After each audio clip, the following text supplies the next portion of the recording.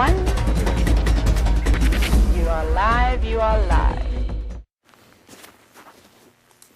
Good afternoon, everybody, and welcome to the northeast corner of magnificent autumnal South Africa.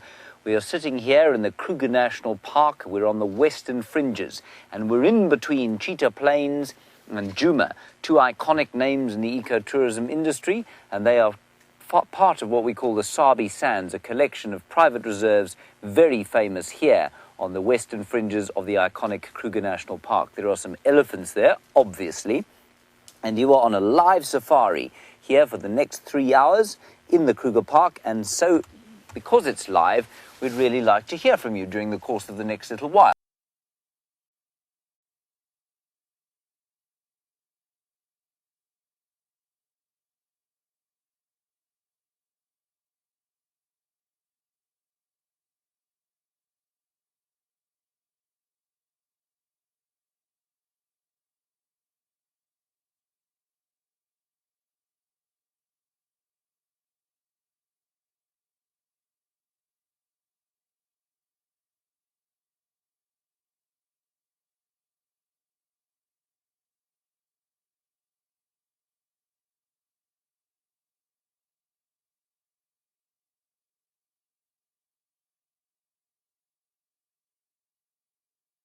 Reserves very famous here on the western fringes of the iconic Kruger National Park. There are some elephants there, obviously, and you are on a live safari here for the next 3 hours in the Kruger Park, and so because it's live, we'd really like to hear from you during the course of the next little while.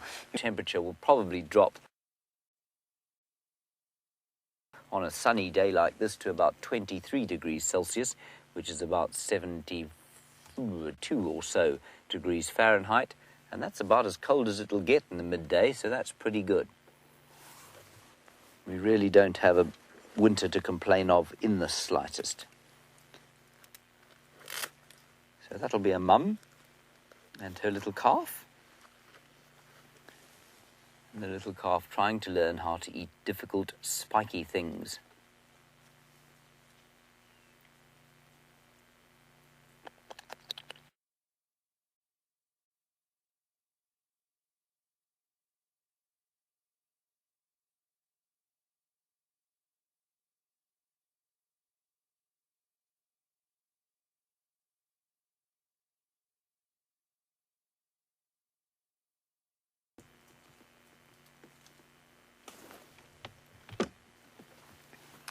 Sorry about that, everybody. You lost us for a second there. I think a meteorite hit the satellite that was broadcasting to you. Oh, my glasses were on there. I'm so sorry. Dreadfully rude of me. I've brought them actually for this little elephant here, who's, of course, Elvis the elephant. He is our friend Sam's elephant, and the sun's very bright for him at the moment. Anyway, I was saying, there we go, before the stone hit the satellite, or whatever it was, this is a cow and her little calf in there trying to learn to eat some very spiky stuff.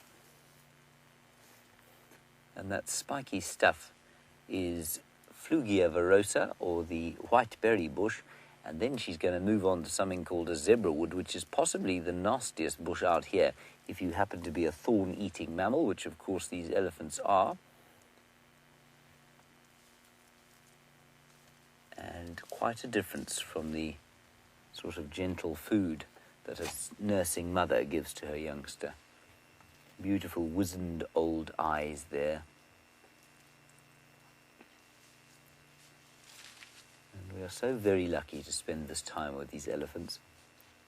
Jamie was just saying to me today, and I wouldn't mind if you'd ask her about it, because she'll probably give you a better explanation of how she was with that half-trunked male elephant today, a bull who's lost half of his trunk somehow. And she was just saying how, although he gave no indication from his body language about being uncomfortable, she just got a sense of his discomfort. And elephants do indicate their discomfort with their trunks, so it may have been something to do with the fact that she couldn't, he's only got half a trunk to show his emotions with. But for me, I just so often feel that elephants communicate. They have some way of indicating their comfort or discomfort that goes beyond body language. And I get the feeling here that these chaps are completely okay with us. Definitely watching us. The older cows will be making sure that we harbour no ill intent for their youngsters. Look at that little thing now, Dave. Check that little one there. And I think that one's been lying in some mud sometime during the day. The little ones do like to sleep. They like to lie down every so often. It is, of course, well, I mean, it's a pretty heavy life as a young elephant calf. The herd moves quite big distances. And so they get tired. And, of course, they still get nutrition from their mother's milk until they're about 2.5 years old. And so they can afford to lie down every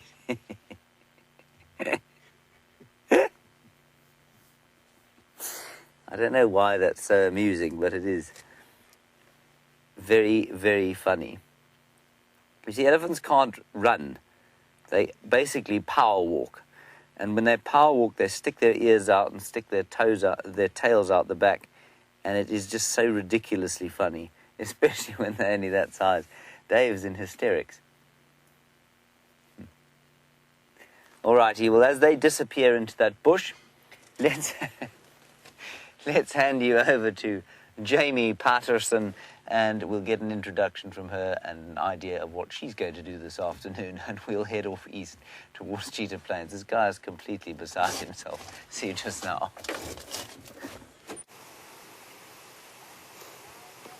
Good afternoon and welcome to the Sunset Safari. I'm glad that Dave is having such a wonderful time. Jandre, you're not really beside yourself with laughter just yet. Not just yet, no. Not just yet, but the afternoon is yet young. Hello, my name is Jamie, and as you can tell, I have Jandre on camera with me this afternoon. And we have found, in contrast to our very crisp and cool morning sunrise safari, that the afternoon has heated up wonderfully. And the buffalo taking full advantage of what little mud is left in this wallow on Twin Dams Road. Just the top of his shoulder and the top of his head peeking out. Gives you an idea of just how deep this particular wallow has been dug out to be. Probably thanks in part to those lovely pachyderms that James was with earlier. This buffalo gentleman seems to be enjoying it tremendously. Bear in mind that we are looking down at this buffalo. If you were walking, so with your eyes at sort of standard average human height level, maybe not quite Brent height, but average James height. James height, yes, average James height, or my height, we're exactly the same, although he seems to contest that. You can... You're definitely taller, Jamie. I don't think that's quite true. I don't think I'm taller than James. I'm pretty sure we're exactly the same height. About twice the height. We won't tell him that. I'll keep that quiet, Jandre. But yes, we're going to shuffle forward.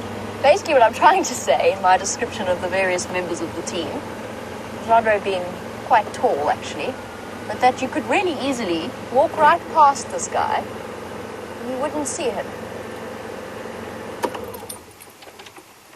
Look how covered in scratches his face is. Most likely that is from just walking through the thorny trees around here. Buffalo not too concerned with their thick skin for such trivialities as sicklebush thorns and zebrawood thorns. But that fly was irritating him a little bit. Notice how he hasn't collected any oxpeckers. That's partially because of the mud that he's in. No oxpecker wants to go and try and climb through that on his side.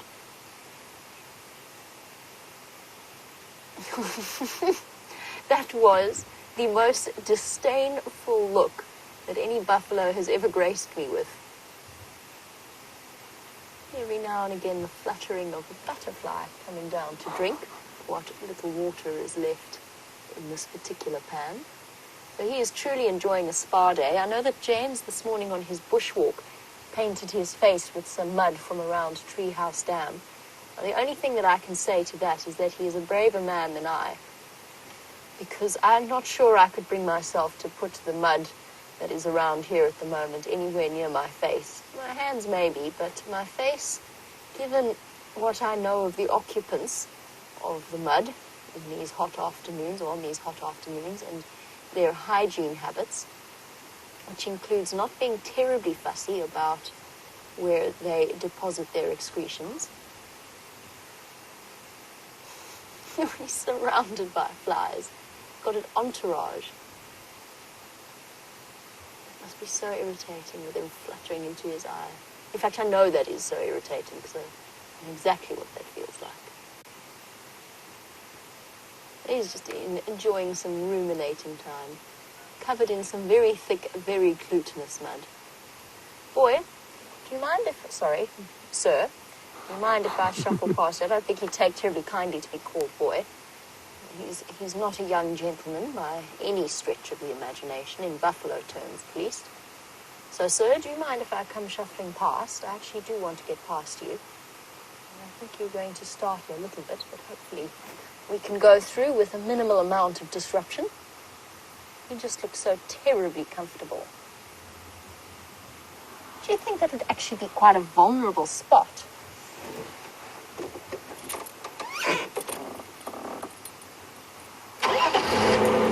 A spot that could potentially, I mean, it's unlikely, especially at this time of day, but it is a spot that could potentially lead to ambush in the form of large cat.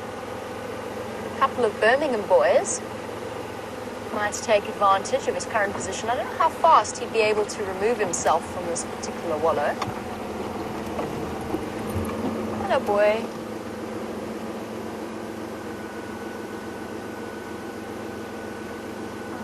I'm not going to stay for too long because it's going to disturb him. There we go. Sorry, boy.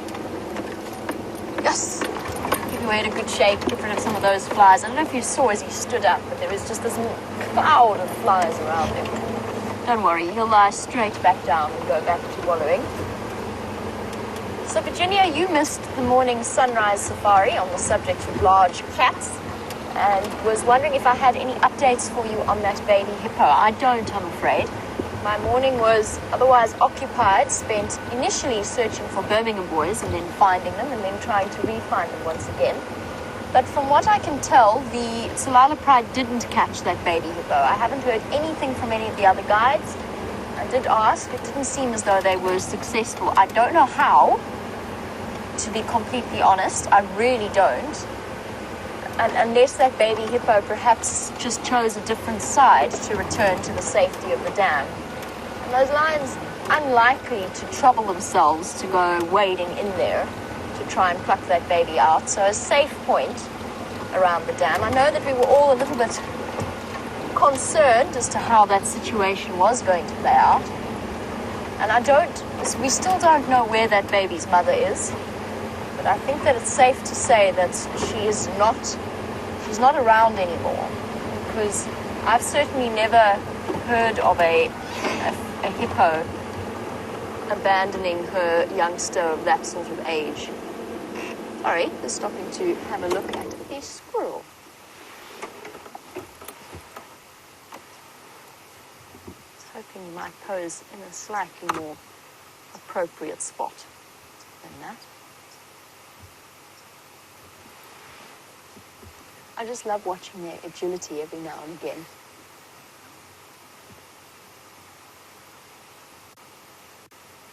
Be at home, on the ground or in the trees, although they will always seek refuge in trees.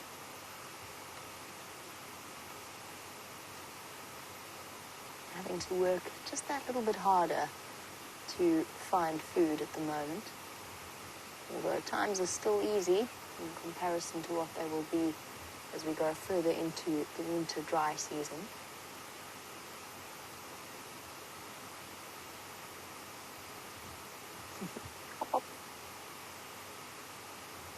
Okay, squirrel.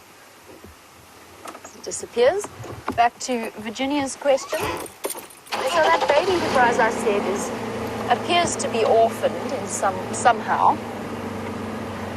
Might even have been an effect of the drought. Maybe her body just couldn't withstand the rigors, plus having just had a calf. And the use of those resources. So as to the future of that baby, it's escaped the lions for now, as far as we know.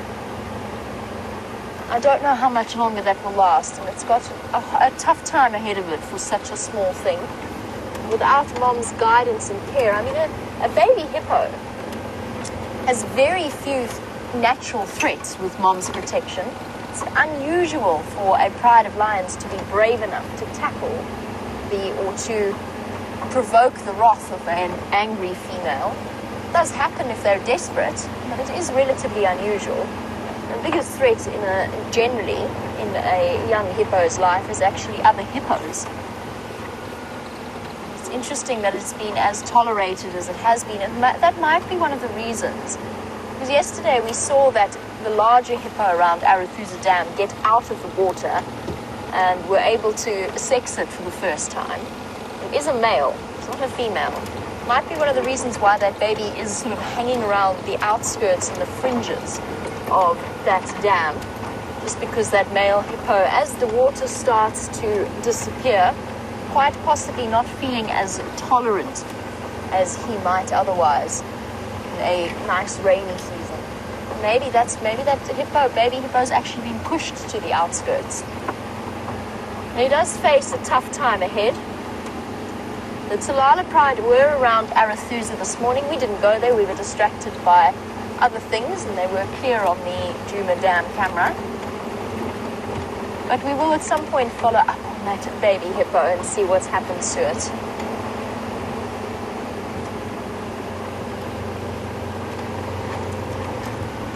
Aaron, you were wondering on the subject of things to be followed up upon. You were wondering if we ever followed up on the side-striped jackal that you saw whilst you were acting as our zoomie. And the answer is that actually Sam did go and have a look. He didn't see any sign. It's so tricky, Aaron, to actually... I mean, it's one thing following up on jackal to see where their tracks are, but to actually follow a jackal, and of course we can't off-road for them, the chances of it hanging around the roads or next to the roads are relatively slim. So unfortunately, we have no update for you there. That being said, side-striped jackal used to be seen, if not regularly. Is this a risk? This is a risk. There is a kingfisher there, Chandra. It is. No, don't worry. If I hadn't seen it fly there... never mind, I just saw it fly away. It's in there. Is it in there? Somewhere. Somewhere in there. Okay. Well, to be fair, it was almost impossible to see. The only reason I saw it was because it flew there. Sorry, Aaron, I'll get back to the jackal in a moment. Oh, I don't know. It was a brown-hooded kingfisher. So, one of the ones that most of our regular viewers will have added to their bird list, but one that the newer viewers might be a little bit unfamiliar with. We don't see that many of them around here, as with the jackal. So, Aaron, apparently there used to be a pair of side-striped jackal that lived around the Djuma Dam, and the last time one was seen was when one of Karula's sons, Kanuma, caught it. Oh no, sorry, it was Quarantine. It was my mistake. It was Quarantine who caught the jackal on that clearing and killed it. It was apparently running away from a hyena, if I'm not mistaken.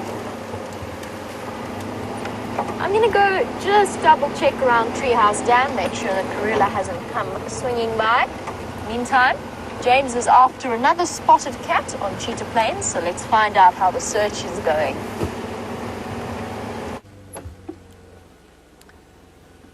We haven't found any spotted cats. Dave, you got any picture there? We've got tiny little Franklins. That's an adult, but there's some babies in there. Little Franklin chicks here on Cheetah Plains. I'll just try and go a little bit forward and see if we can't see them. They're tiny, they're little balls of fluff.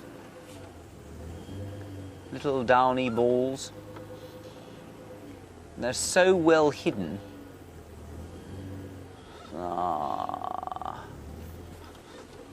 There. If you just zoom into the left of that green bush there. Yeah, left of that, up a bit. Up.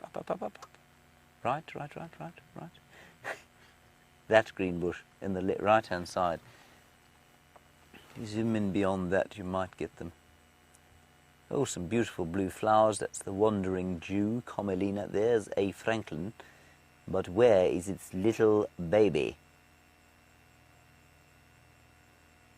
Little ones are in there. And they are, of course, like most ground birds, they are altricial. There, you can just see the movement there. They're altricial when they're born, which means, they're precocial when they're born, which means that they can move almost as soon as they're born. There, we've got a tiny little one you can see moving on the right bottom side of your screen. There, move into that little gap. There, little Franklin. So they're able to move just like the lapwings and the guinea fowl. As soon as they're born, they can move around. Anyway, we're hoping he'll move into that gap. There. Oh, adult again. There's a little one. Just ducked. Knew it was being super zoomed and ducked out of the way. There, you can just see it bottom left there, Dave. There you go. And another little one. There they are. So much like, as I was saying, all the other ground birds, they are born able to move and run, and so many birds, of course, are born totally naked, and they're just helpless. Their eyes are shut, and all they can do is open their little beaks and beg. And for a Franklin, that would be a very dangerous thing, because they nest on the ground, and so a predator would be able to get them immediately. Do they nest on the ground? Hang on 1 second. Hang on 1 second. They're certainly on the ground very early on. I'm just going to check this quickly in me field guide.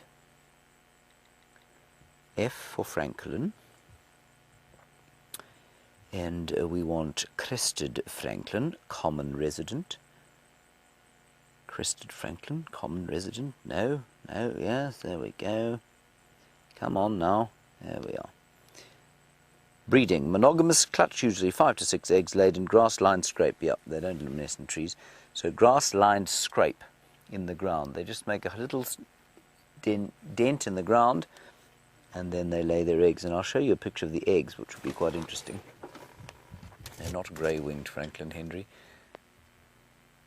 And the eggs will be very well... These ones aren't that well disguised. I don't know if you can see. Is that all right, Dave? Can you get those? Yeah. So they're actually sort of an ivory-coloured white. But you can see the kind of grass-lined scrape that they would make. It's a lot deeper than something like a lapwing's nest. And the lapwing's nests, at least eggs, are consequently more camouflaged than those ones. And that is the crested Franklin. Right, on we go. I'm going to take your dark glasses away there, Elvis. Sorry about that. Now, we've been sent on a quest to cheetah plains, quite apart from only finding some cheetah, perhaps some jackals and ostriches and whatever else this place has to offer. We've been sent by Rebecca to take some footage of a tree. Now, it's not often that you're sent to take footage of a tree, and so I was only too happy to acquiesce because I know where the tree is and I know that it cannot move. So it's very easy to do. And the tree in question is the long-tailed cassia, Cassia abbreviata, or the sjambok pod. And I know that Brent was very excited when he saw one of them here. Just to give you an update on Brent Leo Smith, he of the ailing right hip, he has had a cortisone injection into his hip. That sounds like the most beastly painful thing. Anyway, he's got over that, and he will with any luck be on drive on Friday afternoon, probably the latest Saturday morning. So those of you who are missing him deeply, like the rest of us, you will be pleased to know he'll be back by then.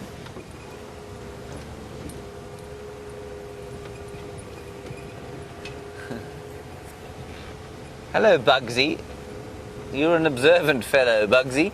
You say that there are no Anna trees here. That's a tree called Fadeherbia alba, and they are the most wonderful trees, Bugsy. And you say why they're not here. They have beautiful pods, and the pods are a source of very valuable forage for many animals.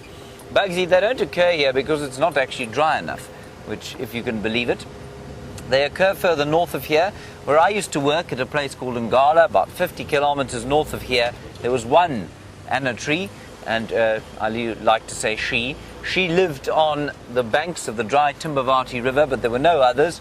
And in the same area, that's the kind of southern reaches of the baobab tree.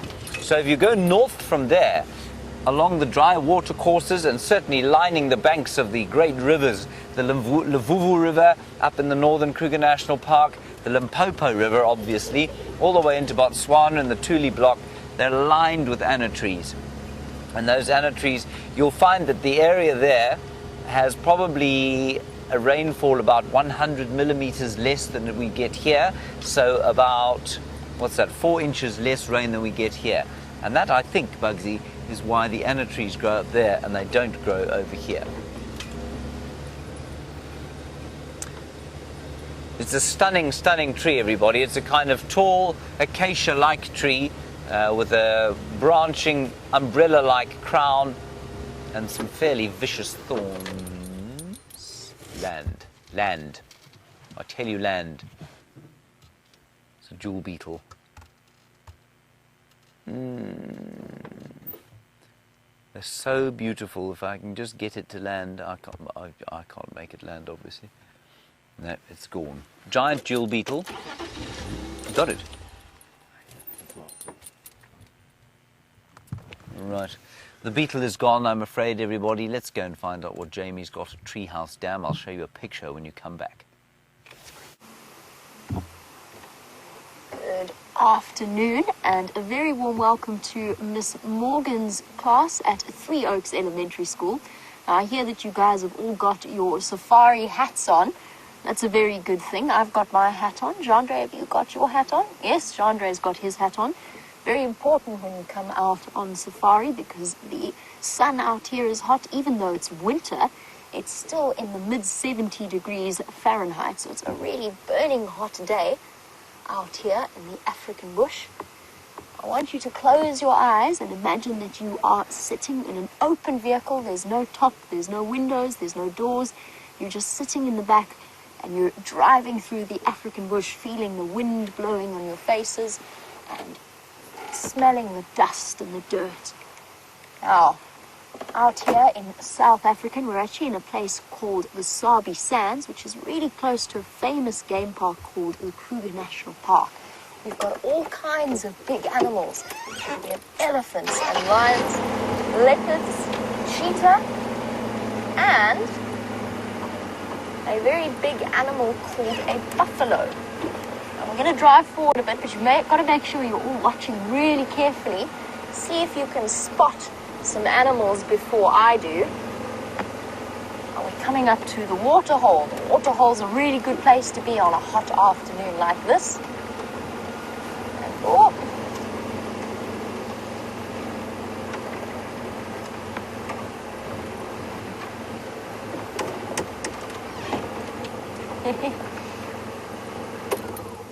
And we'll stop and have a look at some buffalo because all the way in some places the streams are frozen. So we'll just enjoy some more time spent with the Duggar boys at Treehouse Dam.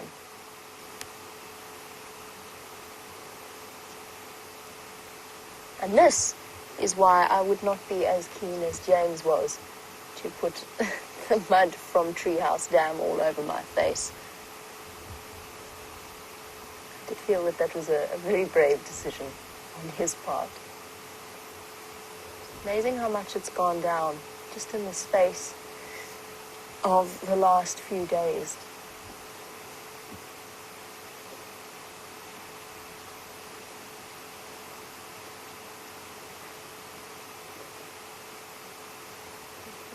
In the water.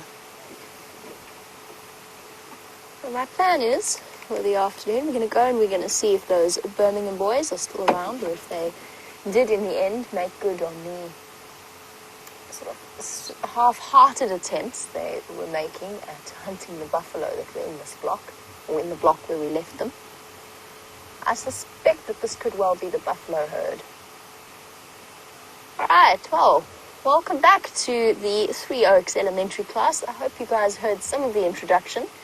But just a reminder to keep your safari hats on and your eyes peeled for all of the different animals that you could see out here. Now this animal might look like a bit like a cow, but it's actually called a buffalo. In fact, it's called a Cape buffalo.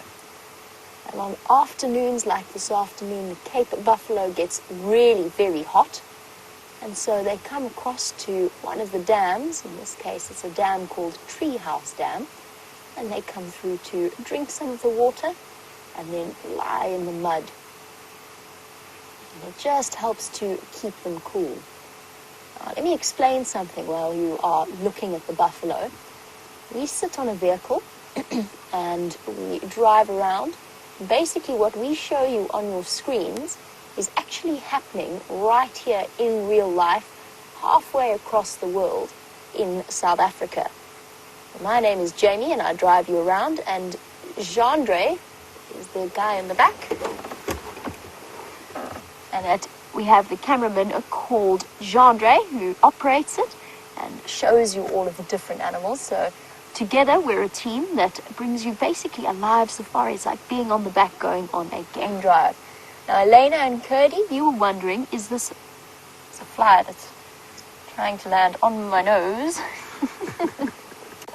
Okay, it's gone now. It's gone back to the buffalo. You were wondering if this is fresh water or salt water.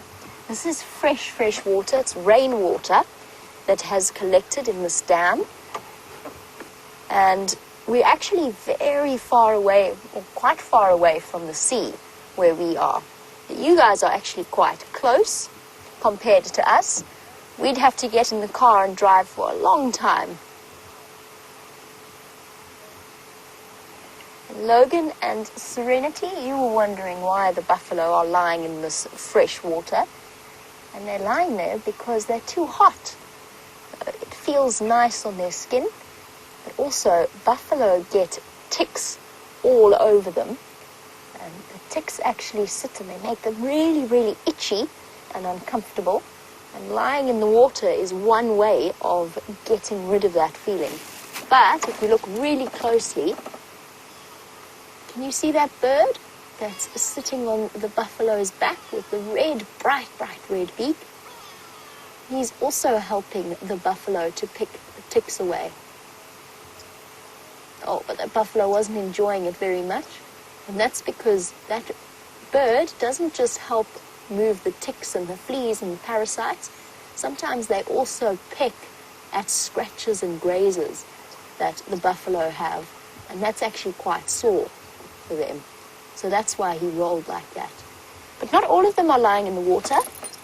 Some of them are just lying down further away. And they're just resting. It's a nice hot part of the day. And the hottest time of the day is when the buffalo feel the safest. Do you know why?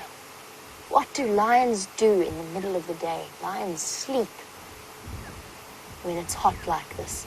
So the buffalo can sleep comfortably without having to worry about any lions coming to hunt them. It's a really, really big animal, close to 2,000 pounds in weight, so absolutely enormous. We're going to leave the buffalo now, and I'm actually going to send you across to somebody else who would really like to say good afternoon. There is a man called James Henry, and right now he's doing his very best impression of a monkey. Hello everybody, all the way from the United States. You find me here in a very special kind of tree. My name is James Henry and I'm not a monkey, I'm a person just like you. I'm a bit older than you though, but I still love to climb trees. And this particularly special tree is called a long-tailed cassia. A long-tailed cassia, and it's got a very special pod, and a pod is the case in which the seeds live. But I was just trying to climb up here and see if I could find you one, but I'm afraid I cannot find you one, and I hope I'm not going to fall out of here. But I'm sure many of you love climbing trees, and I hope you're very safe about doing it. But you're never too old to climb a beautiful tree like this. Now, what I'm going to ask my dear friend Dave, who's on camera today, I'm going to ask him to tilt down and show you what this tree is growing on. Can you see that? I'm sure many of you know about termites, and many of you, or some of you, will have them living in your house and eating your furniture and sometimes eating your walls. But this is the kind of thing that they live in here, and it's called a termite mound. And the soil inside a termite mound, the soil is the sand, is very, very nutritious. And so for a seed, the seed of this long-tailed cassia that was planted in this termite mound probably almost 100 years ago, can you believe that? Almost 100 years ago, has bloomed into this incredible tree, perfectly green, and it's just a very, very lovely tree. Okay, I'm going to try and climb out of this tree, and if I fall out, you're going to have to go back and see Jamie.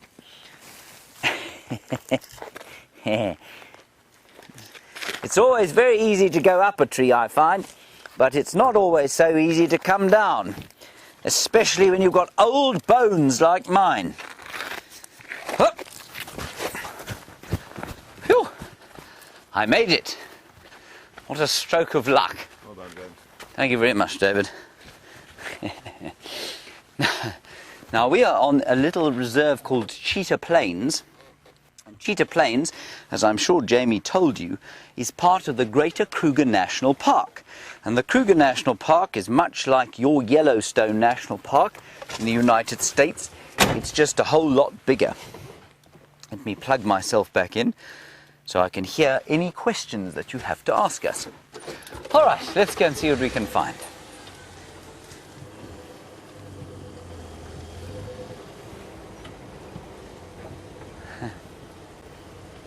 Hello, Caroline and Haven, I think. Oh, there's a pod. You want to know if there's fruit on this tree? Well, there is a kind of fruit, and that's what I was talking about. Can you see this grey thing hanging down, Dave? That is a pod, everybody, and that's why it's called the long-tailed cassia. I couldn't find a fresh one. That's an old one. And so, Caroline, that's the fruit of this tree, the long-tailed cassia. Doesn't look much like a peach or an orange or an apple, does it? But it's still a kind of a fruit. And that's what the fruit of the long-tailed cassia looks like. And that's why it's called the long tail, because it looks like a tail. Very nice. So normally there would be lots of them sort of in the middle of the summertime. But of course we're not going into summer anymore like you are. We are going into our winter time. And so the fruits and that sort of thing are all finished. And there are none on the ground here. None of those fruits are on the ground because although that's not like an apple or an orange or a plum which we'd like to eat, the animals think it's very delicious. And so they've picked them up off the ground, eaten them, and off they've gone. Let's see what we can find up ahead.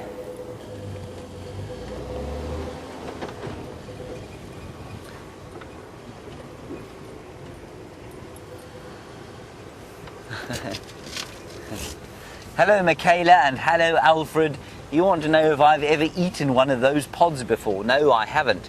You've got to be very careful about what you eat out in the wilderness, Michaela and Alfred, because if you don't really understand what it can do to you, then you can poison yourself. And so I've got to be very careful about that. I do eat lots of things out here, or I try and eat lots of things out here, but you know, there are not many things out here that taste very good. And the long-tailed cassia, I don't think would taste very good at all. I'll show you one plant that we do eat though. Here's one here, and it's a nasty thorn tree called Ziziphus mucronata. Can you all say Ziziphus? I think Ziziphus is one of the nicest words anyone can say. Its English name is the buffalo thorn, and the buffalo thorn is very good spinach. It makes good spinach, and it's got a nice fruit as well. So we'll taste some of this. We'll give some to David too, because otherwise he'll be hungry for the rest of the day, and then he'll be cross. We don't want that. Do we, David? No, no, No, no. no, no. Ooh, there's something else here too. Can you see this, Dave? See this white thing? Just a moment. Yep. That's called a scale insect, everybody. And there's an insect inside there that has built a very special home around him. I don't want to disturb him, so I'm going to leave him alone, but there's a living insect inside that, and that's his special home. And that protects him from the sun and from predators who might want to eat him. Okay, David, don't say I don't ever do anything for you. Thanks, James. There you are. Tastes just like spinach. You must eat spinach, everybody. Spinach is good for you. McDonald's is not good for you. Right, on we go, except on Fridays. Then it's fine. But spinach is good for you every day. Right, on we go. Nice to have my lunch on drive. Now, Jamie's got something really big and interesting to show you, so let's go across to her. This afternoon, I just can't seem to escape the buffalo. Now, instead of it just being a group of bachelors, a group of boys that we saw at the dam, this is actually, there's some female buffalo as well. And if we're really lucky, we might even see a baby buffalo or a calf. Now, they're all back on their way to Treehouse Dam to have a drink. Oh, panic, panic. What are you running from? Calm down. Off they go. I think that's the last of them, actually. Big herd. There could easily have been 100 or more buffalo there, all racing to go and have a drink. I think those buffalo were running because one of them stepped on a stick. Now, buffalo they're herd animals. They like to be in the safety of their family, and if one animal panics or gets a fright, then they all get a fright and they all run. So that's why they all ran across the road in front of us. Now we're going to leave them to go and have a drink. I think most of them have disappeared. That was it. Don't see any more coming. And the reason I want to go and carry on is because you know what follows very often behind a buffalo herd? There's still more. There's still more coming. There's an animal that very often follows behind a buffalo herd and waits for it to get dark, and that is the lion.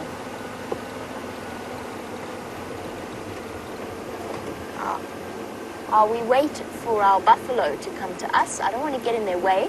The reason I don't want to get in their way is because then I'm just going to scare them. And I don't want to scare the animals because we live in their home. This is their home. We're just visitors. And imagine if somebody came into your home and came too close. You'd be very upset. So Cameron and Victoria, you were wondering about how big a buffalo is. And the answer is, he is almost as tall as I am. I'm 5'7". So a buffalo at his shoulder would come all the way up to my neck, close to my neck, and they weigh much, much more than I do. They weigh much, much more than Gendre does. They almost weigh about the same weight as the car that we're driving in, maybe just a little bit less. So 2,000 pounds, can you imagine? Now, how many of you have heard of bison? This is an animal that's quite similar. Oh, look, there's a baby coming. There's the tiny baby at the back, already growing horns. Keeping safe between and behind Mom. Hello, baby. It's okay. Oh, there we go again. Somebody else got a fright.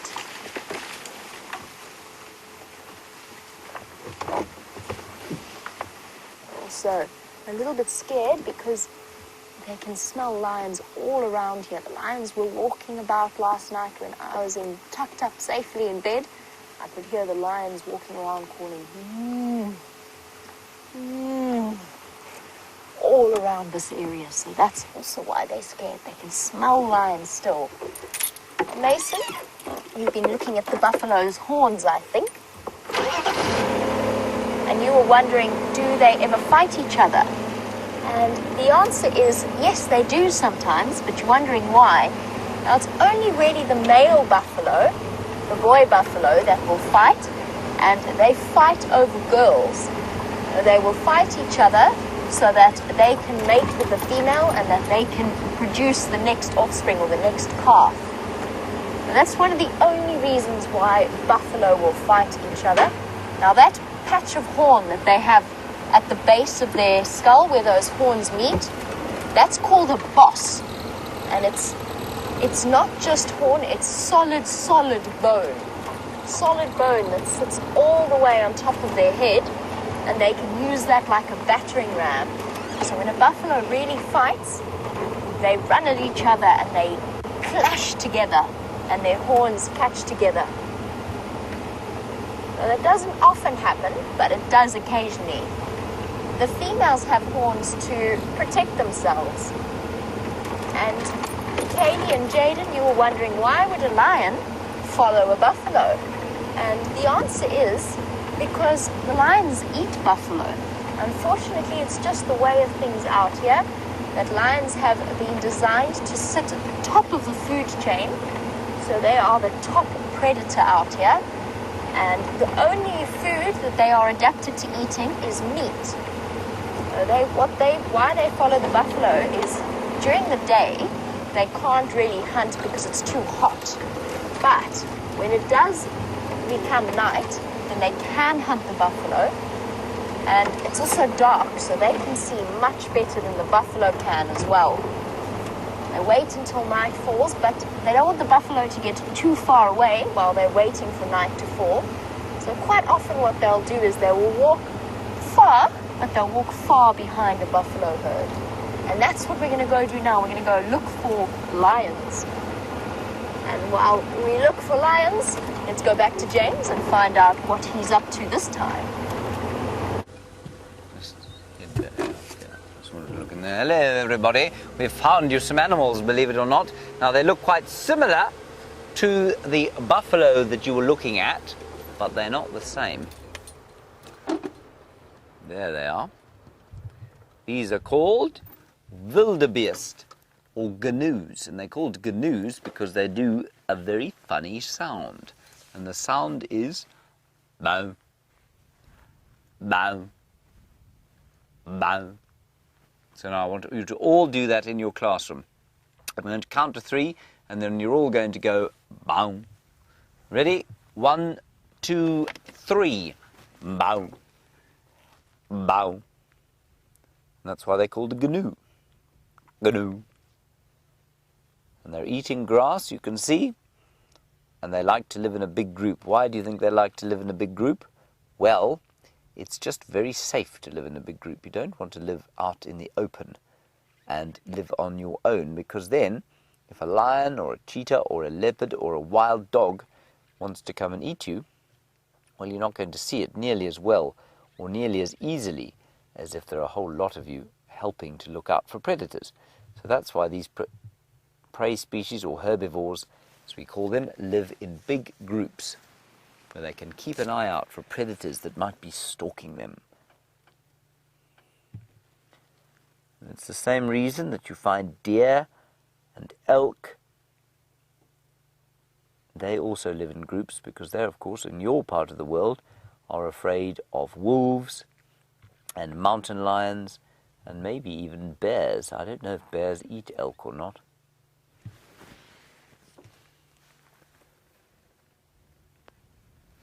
So let's just nip a little bit forward, just so that while we're looking at those wildebeest or gnu's, at least I can scan the clearings. So we're in what we call a clearing now. You can see that there are no trees in this area. It's very open, and that's because the soil is very different. And what we need to do is scan very carefully under every little bush and see if there isn't a cheetah or a jackal or something like that. A jackal is like a fox. All right, let's stop here. We'll have another look at all those wildebeest there. You can see them grazing. Some of them are having a nice snooze in the sun. I'm sure many of you like to go and lie in the sun every so often. And that's exactly the same as these gnu's or wildebeest. It's very comfortable for them to lie in the sun.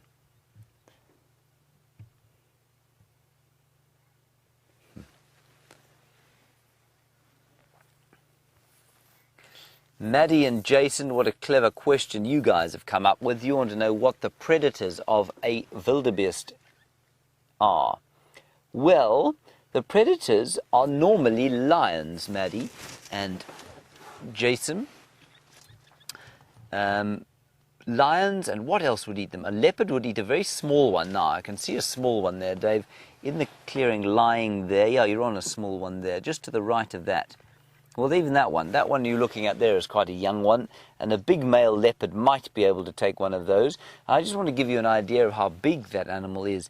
If you think of a small pony, so you've all ridden a pony, I'm sure, so not quite as big as a horse, but like a small pony, that's the size of that wildebeest. And a leopard is the size of a pretty big dog. And so that's about the biggest that a leopard could take. A leopard would not take a big adult like the ones on the left-hand side of those. A wild dog might take one of these.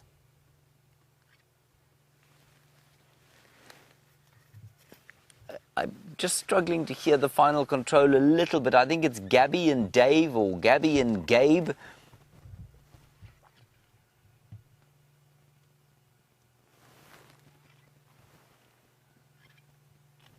Right, Gabby and Gabe, I think it was. You want to know what type of grass these wildebeest are eating? Well, they are eating something called, well, there are lots of different kinds of grasses here, but what they'll be looking for specifically is something called Spirobolus nitens. Now, Spirobolus nitens is a very fancy word for just saying it's a sort of a good kind of grass that grows in these sort of areas where there's lots of salt in the soil. And because there's lots of salt in the soil, the grasses that grow here are very nutritious, and one of those grasses is called Spirobolus nitens. Can you all say that? Spirobolus nitens. If you can't say it, it doesn't matter. It's not important. It's just important that you know that the grasses that they're eating here are full of nutrients because they're growing on very, very salty soils. Now, I can't see any predators of these wildebeest or gnus sitting in the clearings here. I'm looking with my very powerful binoculars, but I can't see anything. So let's go a little bit forward and see what we can find just up ahead. In a clearing like this, we'll be looking for gnus. We might find ostriches. Do you know what ostriches are? They're the biggest birds in the whole world, and they're bigger than a man, much bigger than me. And we might also find jackals, which are, like I say, like little foxes. And while we're looking here, Jamie has got some tracks of some really interesting animals to show you. I have some amazing tracks to show you. Can you see the footprint there? It's going to be really difficult for you to see if you don't know what you're looking for. So I think the best way is for me to jump out and to show you exactly what it is that I'm trying to make you see. What we have here is a very big and very round footprint. So I don't want to stand in the sun because I don't want my shadow to block the track. The best way to track is with the sun shining on it. So this is the track I'm looking at here. And I'm actually looking at two tracks. One is a front foot that is here, and one is a back foot that goes like this. So what animal do you think would have a foot this big? And here's his next foot. The front foot here and his back foot landed on top of it, pointing in this direction. And the next track is here. Big round track here and big round back foot here. So imagine it's something big walking slowly. This is just his normal walking pace. There's my track there, just to give you an idea of just how big this foot is. There's my foot, and then the next step's here, and then his next step is here, and here, and here. Yes. Which particular animal has such long legs that he's walking up the road? Long legs, big, wide feet. And those wrinkles that you see in his track are actually wrinkles from this particular animal's foot. Oh, I'm tired just from jumping up and down in his tracks. And that's just him walking. Let's see if you can guess which particular animal came walking along this road. Yay, well done. You're all too clever. You've guessed that it is an elephant track, and you are absolutely right. It is an elephant walking along this road. So we were looking for lions, but now we've also got to keep an eye out for elephants too. We're looking for a big grey shape. Now, elephants are one of my absolute favorite animals. They are so big and peaceful and really, really clever. And they can live almost as long as a human being can live. So they've got lots of time to learn. Now this elephant I know because he's all on his own. I know that it's a boy because only the boys walk around on their own. Females are always together with the group. Oh, he's left some more evidence for us. Here we go. So it's not just his footprints in the soil. He's also left something else. You see that? Some piles of dung. Let's jump out and have a closer look. I'm going to bring some for you. I'm going to have a look at it. Now don't forget, you must never play with poo unless an adult says it's okay. But I know it's okay because it's an elephant. I'm going to wash my hands straight afterwards. Ouch. Got to watch out for that door handle. Okay, let's get you some of this elephant's dung. Oh, I better check he's not here somewhere before I go running down the road. Oh, it's wet. But it is cold, which means that it was a little while ago that he walked down this particular road. So here we go, an elephant's poo. And it smells actually really nice. I know that sounds silly, but an elephant's poo smells like, how many of you have ever smelled horses? Horses or cows? Doesn't smell that bad at all, does it? That's what an elephant's dung kind of smells like. Lots of grass and lots of leaves in there. A little bit gross? Kind of a little bit gross. Jandre, you don't want any? You don't want to hold any? Quite hungry. Jandre is definitely not allowed to eat any of the elephant dung. So you can see lots of grass here. This is all just grass and leaves. And oh dear, now I've got elephant poo all over my hands. I'll give them a good wash after I'm done. I'm going to put his poo back on the ground so that the beetles that will want to come and live there can come and live there.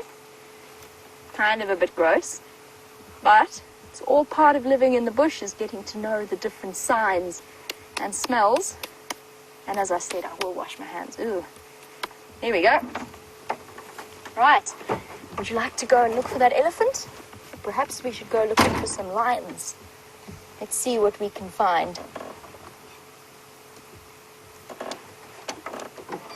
And while we go looking, let's go across to James, who's got one of the most wonderful birds out here.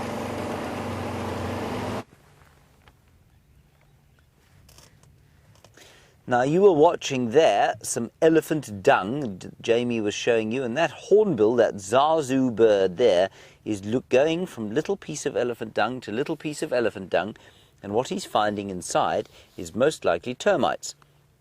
And remember, I spoke to you about the termites that like to build those big mounds. Well, not all termites build mounds. Some of them just live under the ground. And the termites that this guy is trying to eat live under the ground, and they eat things like elephant dung. And aren't you glad you're not a termite? You don't have to eat elephant dung. Now, I'm going to teach you something about our local cultures here. One of them is called Zulu, and I don't know if you've heard the word Zulu before. It's a very famous word. But I bet many of you have seen the film or the play The Lion King, and you know that Zazu was a hornbill just like this. And Zazu is the Zulu word for wise man. Izazu is, oh, bless you, David, is a wise man. David just sneezed, everyone. Don't worry, nothing exploded on the back of the car. And this one is called a yellow-billed hornbill. And a bill is the same as a beak. So he's called a yellow-billed or beaked hornbill.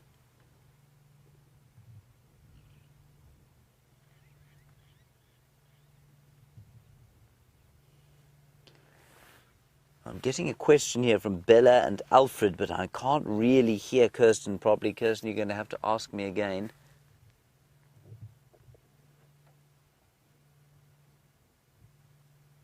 Oh, I see. Why do beetles live in animals' poo? Well, one animal's poo, Bella and Alfred, is another animal's food. And nothing out here goes to waste. So absolutely everything will be eaten at some stage. There are only two kinds of things out here that I've ever seen that cannot be eaten. One is hair, so the hair on an animal cannot be eaten, and the teeth of an animal cannot be eaten either. They can be swallowed, but they'll come straight out. And animals like hyenas will eat those, but everything else out here is good food.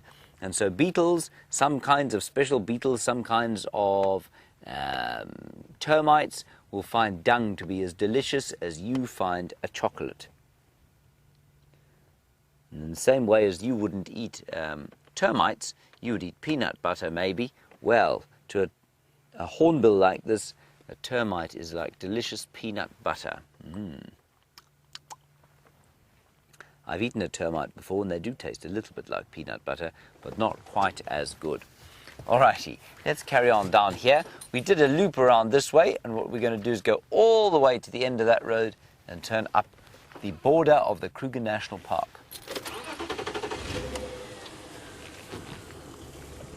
Righty, on we go.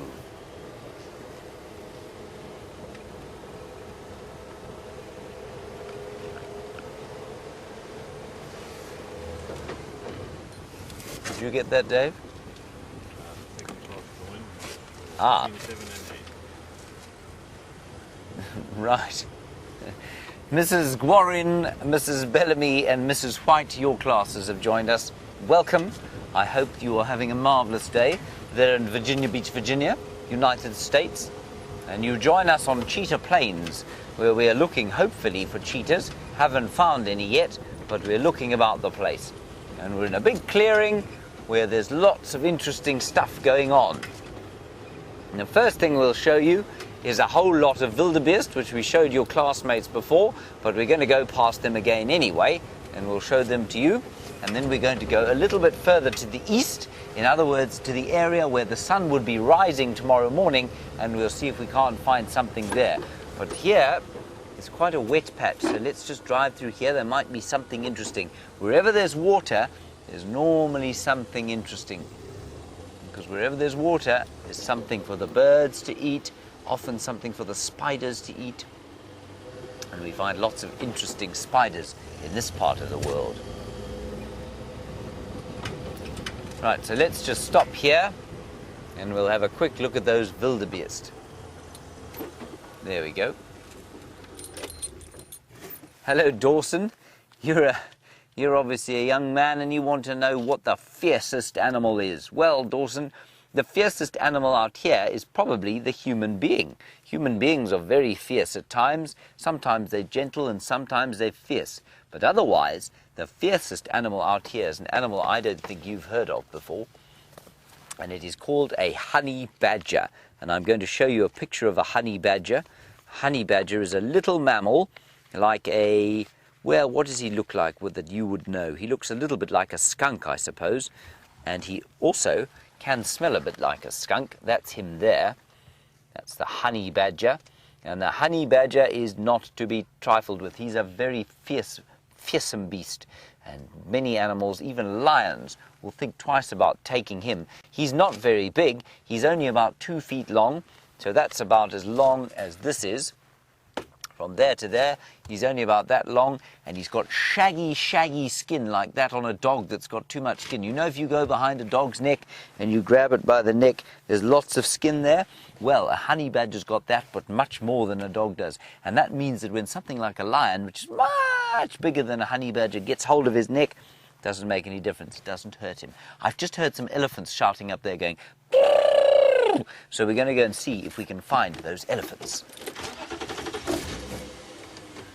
Let me turn around. Sounds like they're at a watering hole just up here. And of course, there's a lot of competition for water out here. So maybe they're at the watering hole. We'll be very lucky if they are. It'll be wonderful to see them having a drink. I'm going to drive quite quickly. I know you don't have very long with us. And we'll just find a road here that takes us up towards that watering hole. Here we go.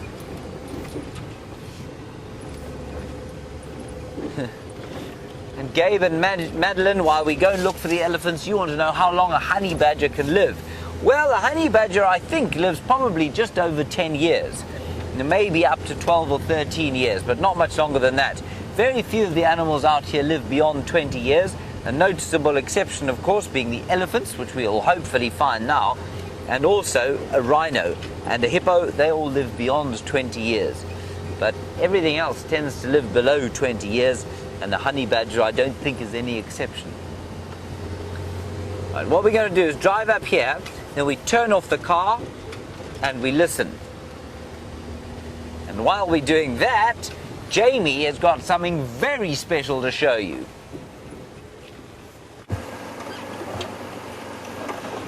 Good afternoon to all of you. My name is Jamie, and I'm driving the vehicle around. And this is Gendre on the back. You'll probably only ever see his thumb unless something goes very wrong, in which case you'll see the rest of him. But he sits on the back with the camera and he shows you all kinds of wonderful things. Now, are you ready to go on a proper safari? Because right now, as you can see, we're not on any roads.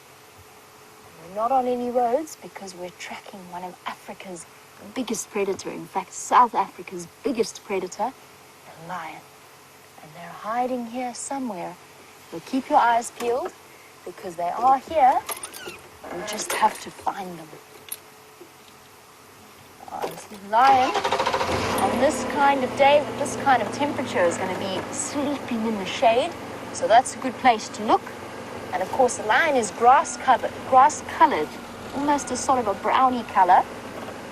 But they have black on the ends of their tail and black on the ends of their ear. So everybody look really closely. And let's see if we can spot some lions.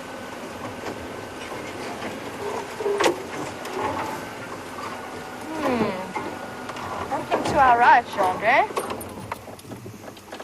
Nothing to our right here. Let's check carefully. Is there anything to our left? Just lots and lots of trees. Oh, I saw movement. Have you spotted a lion yet? Did anybody see the lion? There's a lion there. Believe it or not. Have you seen him yet? There he is. Well done, Gendre. The lion fast asleep with just his tail swishing about. Okay. Well, now we know that the lions are there. Shall we try and get a bit closer? Annika, you were wondering if the lions are hiding from any other animals, since they do seem to be doing such a good job of hiding. Well, the thing is, there's only two other animals that a lion needs to hide from. One is another lion, and one is a human being. Now, lions are actually quite scared of people during the day. It's only at night that they're not scared anymore. But no, what they're hiding from at the moment is the hot, burny sun. It's still really, really warm here, even though it's midwinter. That's what they're trying to hide from. They're trying to hide in the shade, because lions actually get too hot really quickly. Now, they've been following buffalo all morning, and they have been roaring all night. I heard them last night walking around going, So here they are. Let's see if we can go around. We can try and get a view of one of their faces. You can see how difficult it's going to be, though, just because the bushes are so incredibly thick.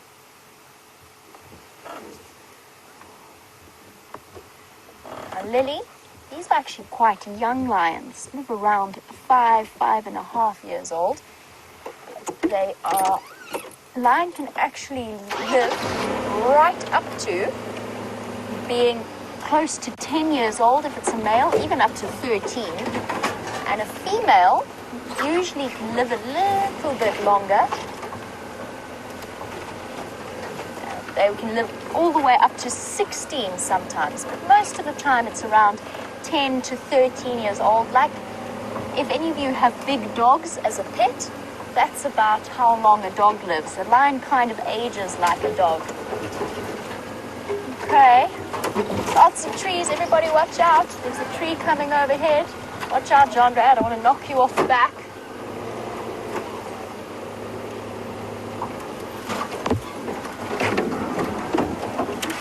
Now these trees are called monkey orange trees. Now, I do need to hop on the game drive channel because there's other people wanting to come and bring their guests to this incredible sighting. So I'm going to be doing that in one moment, but while I do, let's go over to James so that we can find out what he's doing this time.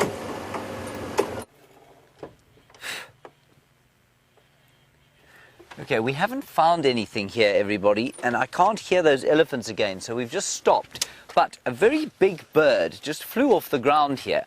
Now, I want to see what he was eating. So I'm going to walk into the bush very carefully. You've got to walk carefully. You've got to keep looking around. Dave, you'll tell me if the sound is all right, will you? So we're just going to look behind this big termite mound over here.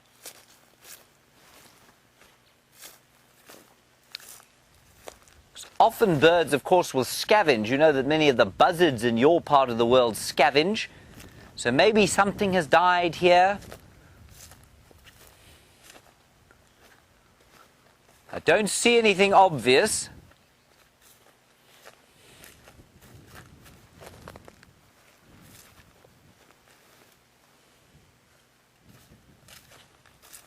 I don't know what it could be. But what I will show you is something quite special.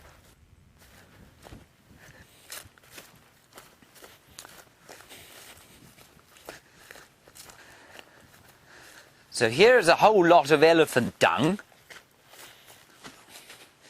And this elephant dung, remember we were talking about what likes to eat the elephant dung, and if you look in here, you can see there are holes. See? Those holes are made by termites. And the termites have gone into this dung and they're eating it. Now look carefully. You can see that the elephant dung has been not eaten, it's not digested very well. And so there's still lots of goodness in this food. And so it would be a real waste if nothing came to eat it. And they drop it on the ground and it fertilizes the soil and the termites eat it and the dung beetles lay their eggs in it, and it provides a whole home for lots and lots of different creatures. And the best thing about elephant dung is the way it smells. I'm going to give some to Dave. Not bad at all. And when it gets to this age, it smells a bit like mushrooms. But doesn't smell bad at all. I'm going to put it back so that these creatures here that were living under the ground, under this dung, will be able to go back home. I'm just hoping to find whatever it was that those birds were eating. But I don't know what that was. Now, where did I find this thing? I found it around here. It's important that you put these things back because, remember, we want to have little harm. We don't want to do any harm out here. Here. Audio. We don't want to do any harm at all, and we want everything to be as if we weren't here. We're here to observe and not to affect any of the animals and the creatures and the plants out here. I haven't heard those elephants again, but maybe somewhere around here, so we'll keep looking. See if we can't find them. We never know what's going to be around the corner. Completely unlike a zoo, remember? All right, on we go.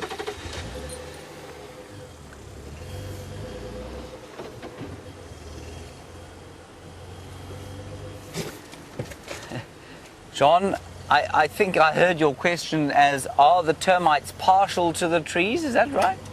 Harmful. Oh, John, they're not so harmful. No, they're not harmful to living trees.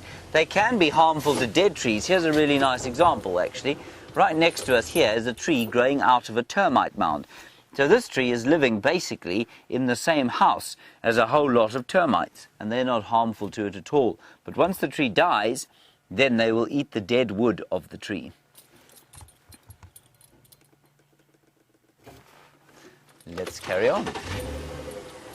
Matt and Bethany, you want to know why these termite mounds are so big. Well, Matt and Bethany, can you imagine a family that was, instead of like your family, which is probably maybe 4 or 5, or if it's a big family, 6 people, imagine the size of the house you have to live in when you're 6 people. If you are a family of 2 million people, that's probably more people than are in Virginia Beach. One family, they have to live in a home. And that's why their termite mound has to be so big, because there's so many of them that have to live in one place. That's why they're so big. And they're not always, you know, there are lots of different kinds of termites out here. This is only one kind of termite that builds this big mound. You can see there's another big mound over here. The rest of them live under the ground, but they also have a big home under the ground. We just can't see it. Here's another very big termite mound. See? So we'll drive down this road. I thought I heard the elephants shouting inside what we call a block inside this area over here. So we'll drive very slowly down here.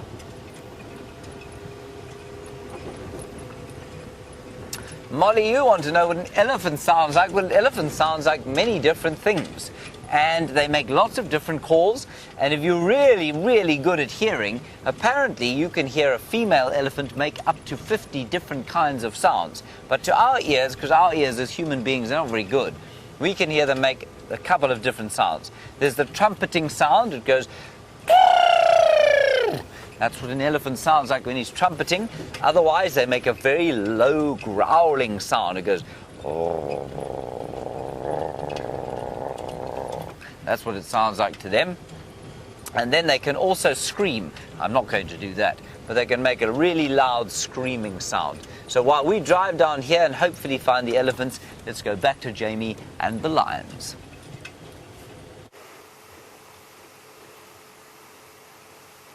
As I said, it's really, really difficult for us to see them properly just because they're hiding so well in the thick bushes and in the thick trees. But there you go. If you look carefully, you can see his head, and he's resting it on the ground. And the fluffy parts of that mane, the hair around his head and around his neck and chest. And only male lions have a mane like that.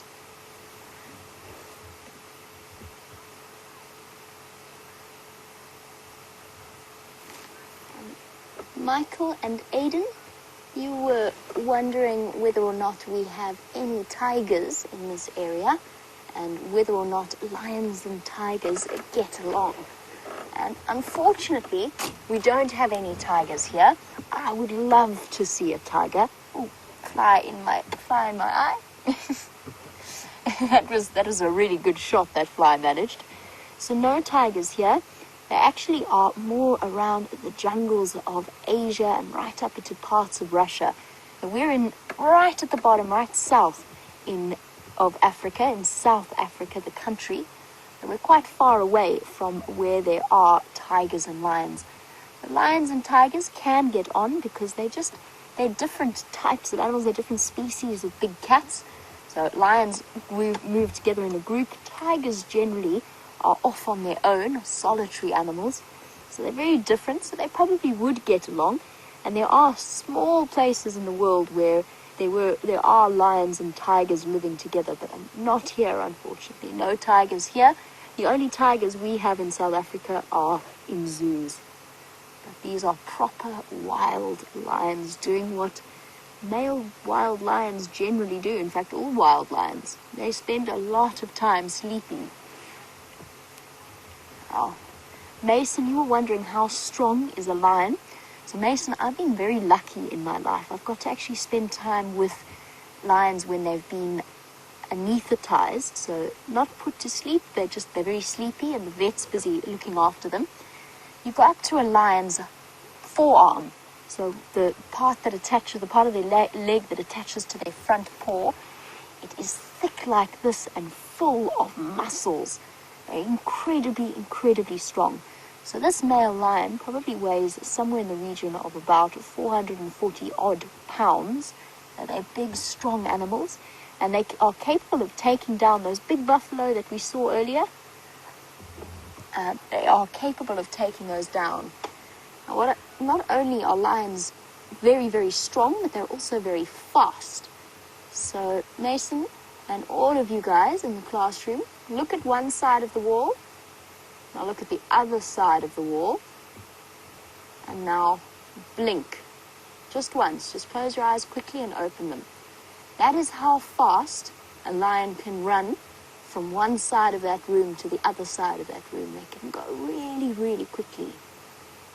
But as I said, they're not a threat to us during the day. And Aiden, you're wondering, why is a lion scared of people during the day? Well, Aiden, as you can see, these lions have learned to no longer be scared of people. It's actually only people who are walking around. And that's because lions, unfortunately, have been hunted by people for many, many, many years. It doesn't happen here, I promise. Nobody is allowed to hunt lions here, but they've got instinct memories. So you know how a wildebeest knows to be afraid of a lion because they might be hunted, or a buffalo knows to be afraid of a lion? Well, lions have learnt that they should be afraid of people walking about.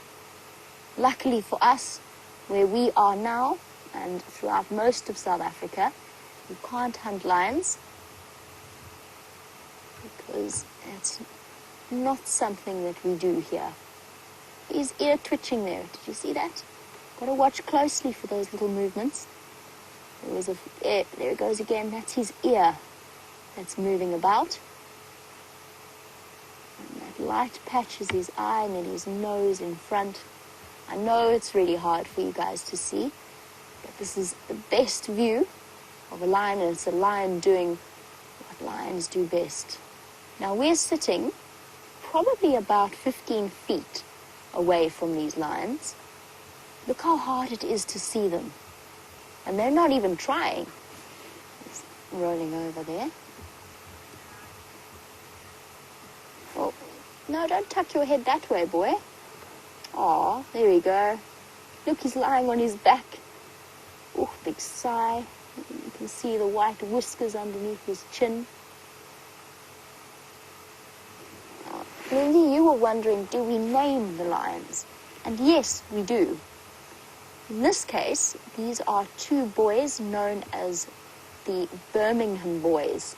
So there's actually 4 of them in this area, and they're the 4 dominant males. This is their territory, and they're called the Birmingham males. Now, usually, traditionally, we only name the groups of the lions, but with our live safaris, we spend so much time with these lions and getting to know them that we've actually started to name them individually. I'm pretty sure that the one of them, the biggest one, is called Blondie, although he's not very blonde anymore. His mane has started to go dark in color. I'm not sure which lion the other lion is. So they have names. There's also a pride of lovely, really beautiful lionesses called the Nkuhuma lionesses. They're named after the local language's name for a type of tree. So Nkuhuma means brown ivory tree. And they're named that because they were first found in the shade of a brown ivory. So yes, we do. And we also name our leopards. And we've started naming our spotted hyenas as well. So many of you think of hyenas as being horrible, smelly things that steal from lions. They don't. They're actually amazing animals. They can steal from lions. They can also hunt for themselves.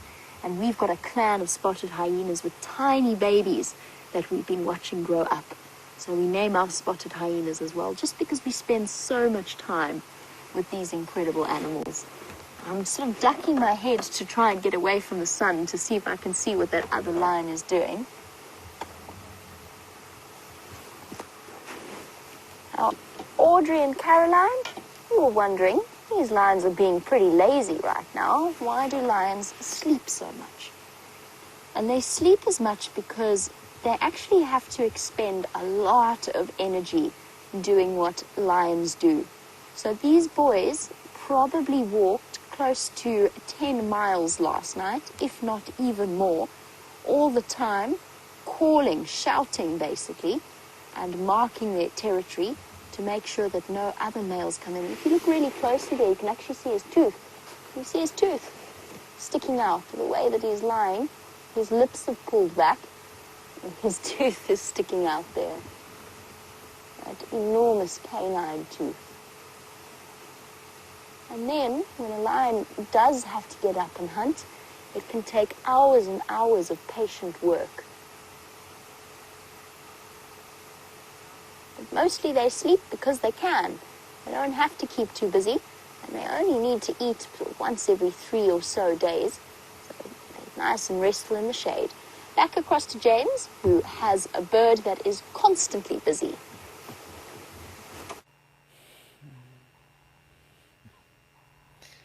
As Jamie says, the birds here are so often very, very busy, and this particularly busy bird is called a Burchell's starling. And I don't know if you get starlings where you are, but I think you do. And this one is a Burchell starling. You don't get Burchell starlings where you are, but you'll get other kinds of starlings. And just look at the brilliant, brilliant colours that he has as he eats around. He's also looking in some dung, you know. He's looking in some buffalo dung, which also attracts termites. And look at the colours, black and blue and purple and green, shining in the sun as it begins to set. And you can hear him, if you listen carefully, you can hear him going, walk, walk, walk. Now, of course, as soon as I tell him to make a sound, he goes silent.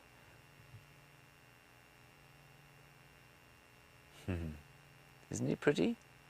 And you see he's got long legs, so he's very good at walking. He's also got good wings and a long tail so that he can fly very well. He's a very good flyer. And if you look at his beak, he's got a beak that is designed specifically for eating insects. That's what he likes to eat, insects. Righty, let's carry on. We haven't found the elephants, I'm afraid.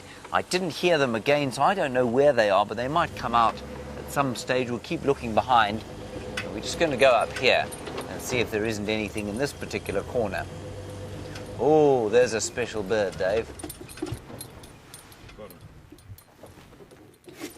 Hello, Charlie. You'd say, what would I do if I heard an elephant running at me? Well, Charlie, the thing to do when you see an animal running at you is to decide whether it wants to kill you or if it's just making a threat. And most of the time, oh, that bird's flown away, I'm afraid. I can't believe it. It was turning just above us. It's called a vulture. Charlie, I'll get back to your question. A vulture is like what you call a buzzard. So it likes to eat the dead flesh of other animals. So, Charlie, if an elephant was running towards me, the first thing you have to do is to stand still and just check whether he's actually being serious or if he's actually going to come towards you. And if you decide, normally they're not being serious, you see. Normally they're just saying, you must go away, you make me uncomfortable. So once you assess that, then you turn around and you find a nice way to go away so that you don't irritate him anymore. And that's normally what happens with elephants. But you definitely turn around, you look and you make sure and you understand what they're doing.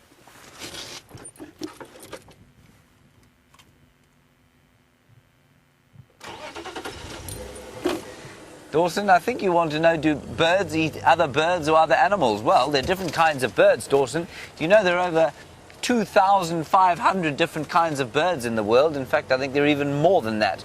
There are about 2,000 in Africa alone.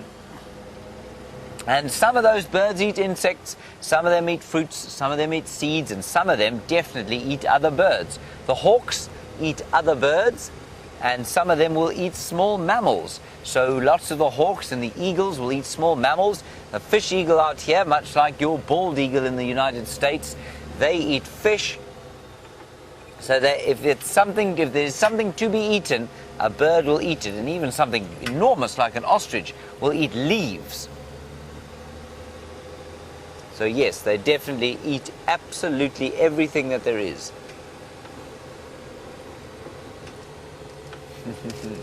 And Jesse, you want to know what the highest flying bird is, Jesse? I'm going to show you. It's one of those vultures, and it's called a Ruppel's vulture. Oops. And a Ruppel's vulture, oops, let me just show you here. A Ruppel's vulture is a very big bird, and you know how they know it was flying so high? It was hit by an aeroplane. A big aeroplane, a big Boeing 747, hit one of these birds over what we call the Central African Republic, and it was flying at 30,000 feet. In fact, it was flying even higher than that, I think. It was somewhere around there, though. There it is. That's the Ruppel's vulture there. So you can see he looks like what you would call a buzzard. That bird was flying as high as a jumbo jet when they hit it. Unfortunately, I don't think the vulture survived, but it is how we know that this vulture lives so high in the sky. All right, everybody, I hope you have a wonderful day there in Virginia Beach at your school. Learn lots, work hard, be good, and eat all your greens, especially if you happen to find a buffalo thorn. You can eat the leaves of that tree. Until we see you next time, bye-bye and stay safe. For the rest of you, let's head back across to the lions with Jamie.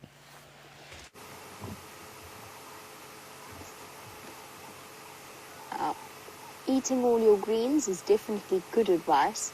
Unless you're a lion, in which case they only really eat grass or their greens when they're feeling a little bit sick and want to make themselves throw up.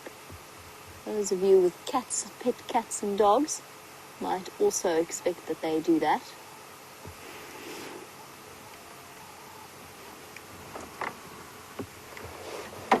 To all of you, I hope that you've had an amazing school drive, and that you've enjoyed being on a real live safari. And hopefully one day, not too far away, you could come out here and visit these animals in real life. Have a great day for the rest of your day at school, and goodbye. And so far,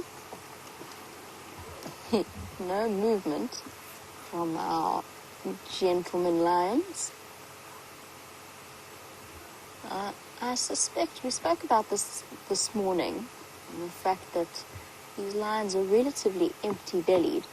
And I think that they are probably, as the afternoon draws to a close, start moving quite possibly towards that buffalo herd that we saw earlier, making their way towards Treehouse Dam. And don't show signs of being terribly excited about being on the move just yet, though. In my experience with the Birmingham boys, they do have a tendency to be late risers, so to speak. They only really get up and stir themselves long after the sun has gone down. The kahumas, on the other hand, are sort of the opposite. Most of the time they're up and about just as the sun is starting to go down. These boys take a little bit longer. From what I can tell, we've got Blondie and Birmingham boy number 3. And thank you for those of you who sent through the possible IDs of these boys. Oh, hello. Here you are. Here's your nose.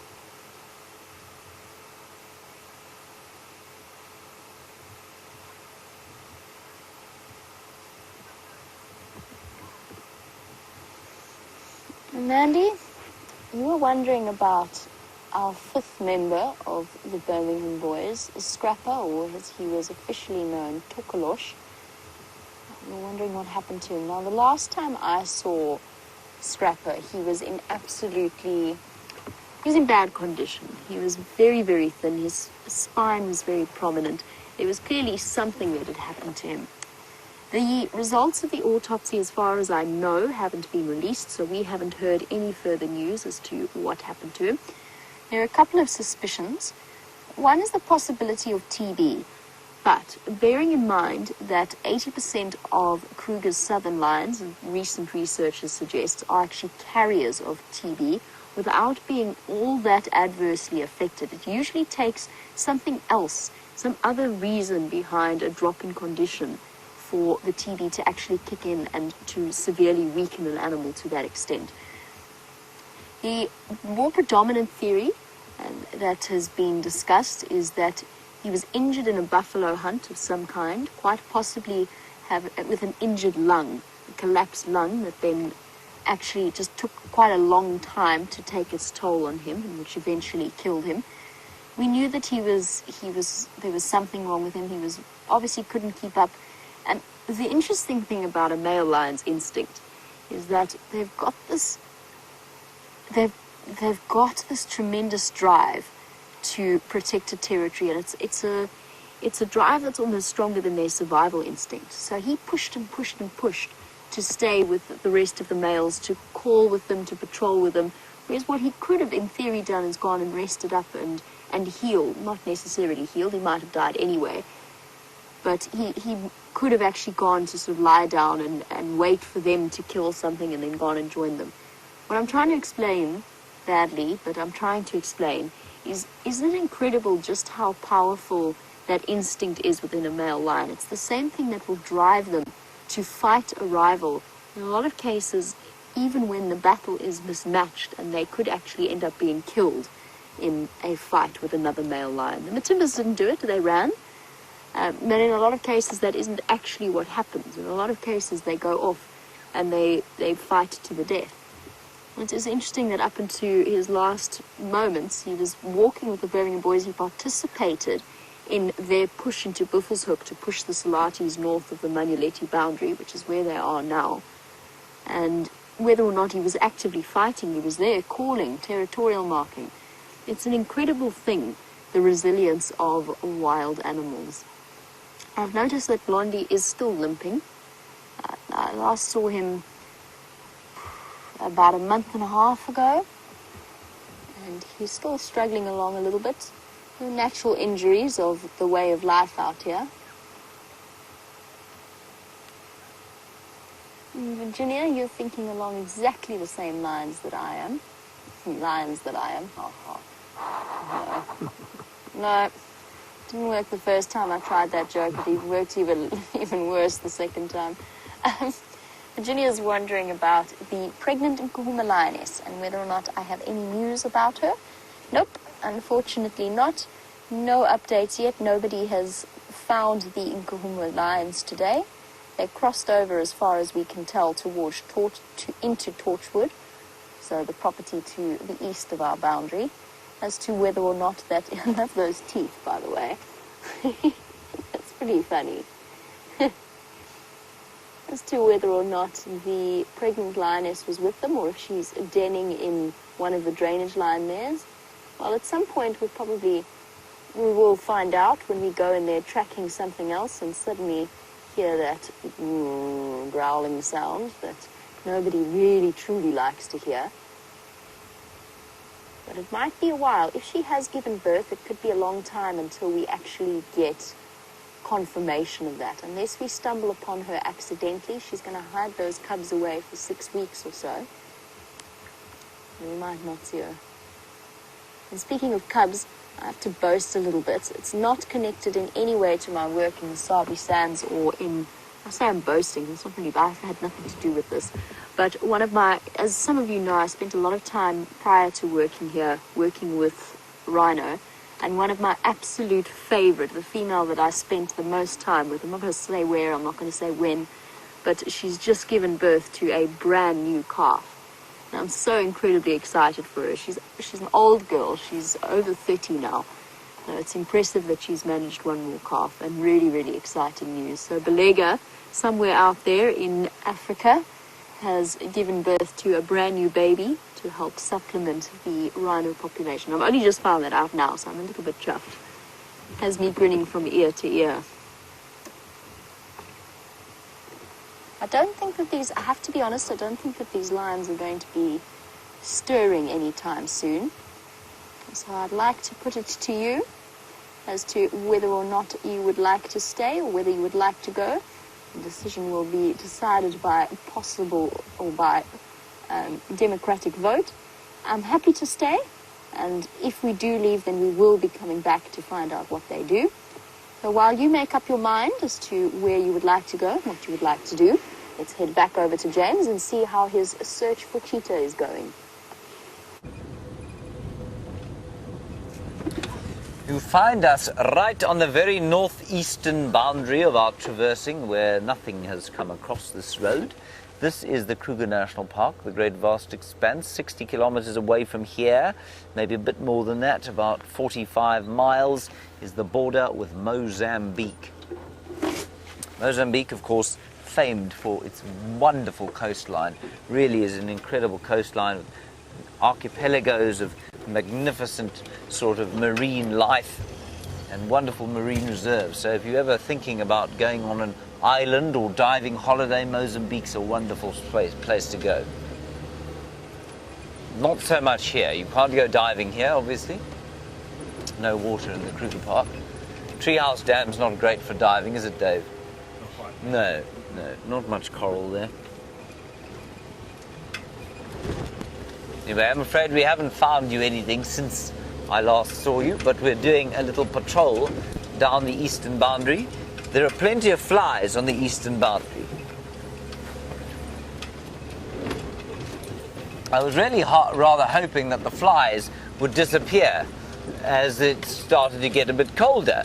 You know, last night was pretty chilly. We went down to about 13 degrees Celsius, which is about 55 degrees Fahrenheit, I suppose. And the mosquitoes, there was one mosquito in my room last night, but she was making a very poor effort at flying. So I thought today the flies would be gone. But the flies, they're very enthusiastic and they're very, very wily and they're very, very tough. Now, let us look at these impala here. For you can always rely on the impala.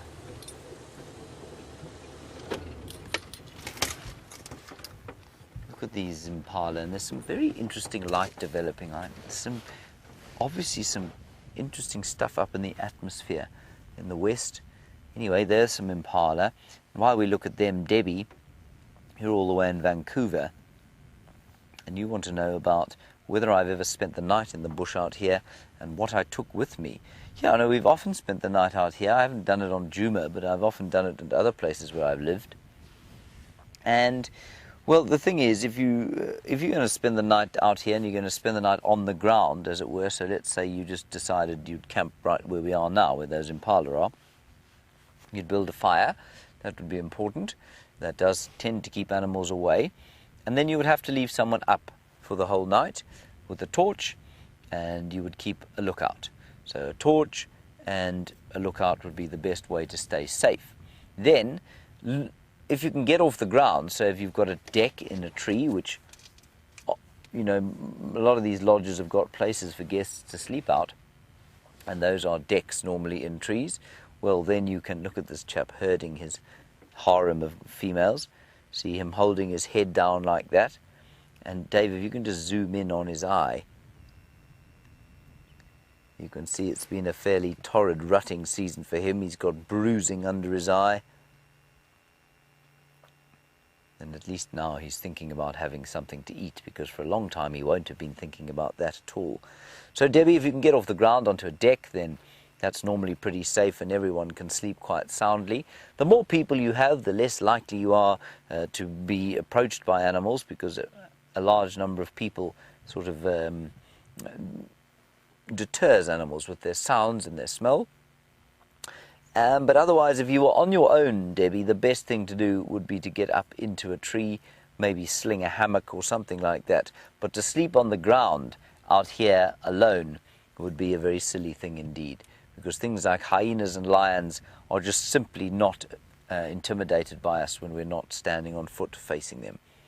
See how these impala females are reacting to this male?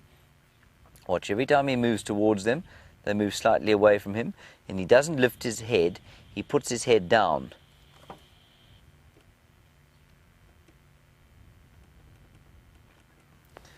And Renee, you want to know the difference between antlers and horns, and of course this is a common question from our North American viewers, because it's incongruous that we should call them different things. The real difference, Renee, is that an antler will regrow. It grows once a year and then falls off during the winter time. And for an impala, the horns don't ever fall off. They can break off during specifically this time of year when they're rutting, but then they don't ever grow back again. So they are fixed to the skull. They're part of the skull, whereas as far as I know, an antler is attached to the skull, probably with a loose sort of cartilage join. Now, it is my considered opinion that these females here, if they were going to get pregnant, are now already pregnant. We've gone through the dark phase of the moon in May. So the first dark phase of the moon in May this year was in the first week. Oh, how lovely. Animals do love to relieve themselves in front of me. It is quite astonishing. Yeah, that's it. Wonderful. Absolutely amazing. Somebody tweeted today, they said to me, they said, I actually can't give you any animal that hasn't gone to the loo in front of you. Well, I can't give you any animals either that haven't relieved themselves of any excess toxins in front of me. Anyway, we've gone through the dark phase of the moon in May, and the May moon is now starting to wax, which tells me that these females are probably pregnant already. So that chap, while he's herding them, is possibly wasting his time. I think we're going to be in for quite a sunset today. Alrighty, let's continue. We're going to do one more patrol of this eastern boundary, and then we're going to head off towards a very special spot that I found the other day, where we can look out west over the mountains. Hopefully there will be some leopards, lions, wild dogs, ostriches, elephants, that sort of thing on the way there.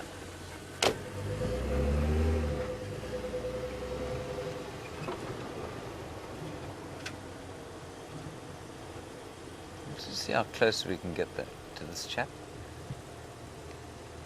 Debbie the Backpacker. It's a nice Twitter handle, Debbie the Backpacker. There he is. You want to know if he will protect his herd after they've all started, or after they're pregnant. He never protects the herd. They look after each other through vigilance. So by living in a herd, they're able to see what wants to come and eat them, and that's how they look after themselves. This male, once his testosterone levels drop after this rutting season, they will go off and live in bachelor herds together, and they will have nothing further to do with the females. They'll live close by to the females. They provide no protection to the females at all. Well, they do indirectly. And they provide protection by basically only thinking about the women, and because they're only thinking about sex, basically what happens is that they forget to look for predators, and in so doing, during this particular time of the year, male impalas get eaten a lot more than females, and because of that, they do provide some kind of indirect protection. I guess in the same way that old buffalo bulls provide protection by attracting lions away from the herds. Lovely colour there, but you can see his eyes quite badly damaged. He's obviously had quite a lot of fighting. And a lot of these males, like I said before, are starting to look a little bit sort of stiff around the front.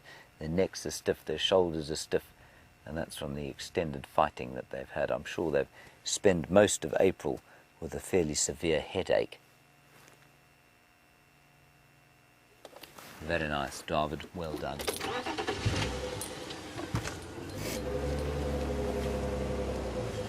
That means we're going forward now, with a purpose, to find something interesting. Now Sam drives down this road every time, and he says he's convinced that Nkanyeni is going to pop out here, so I'm going to go with his advice. And Jesse, you're in Colorado, and you're interested in my favourite animals, the wild dogs, and you want to know if I've heard or seen them lately. We haven't heard of them for a while. I'm just trying to think where they last were. I think there were some in the west of the Sabi Sands and some on Mala Mala about 4 or 5 days ago. I think that was the last time I heard of them. I'm not sure which pack they were, but we've definitely had Sands pack around here, and we've had the remainder of the Investec pack as well. That's 11 in the Sands pack at last count, and 8 in the Investec pack. They were the pack that we watched the most last year. We're going to ease along this road, watch the road for tracks carefully.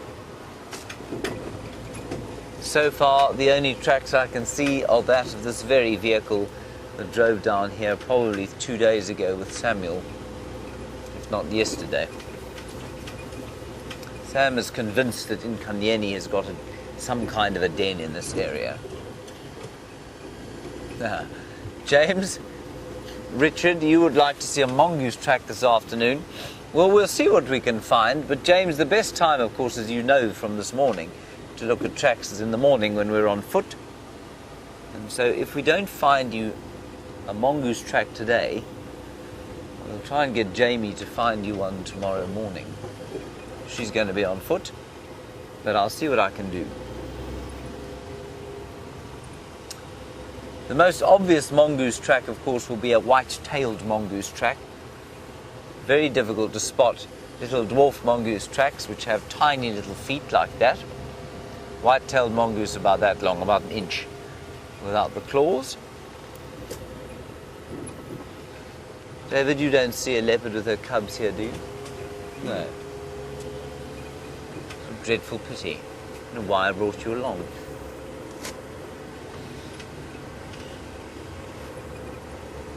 I think this was the termite mound that Sam was convinced was her home. Anyway, we'll drive along here. We're going to go and find that sunset spot, and while we do that, let's head back across to Jamie and see what she's doing. Well, James searches for the sunset shot. James Richard has tasked me to search for a mongoose track. Oh, sorry. And James, we're going to get to that in 1 second. Let me just answer whoever's calling me. Standing by.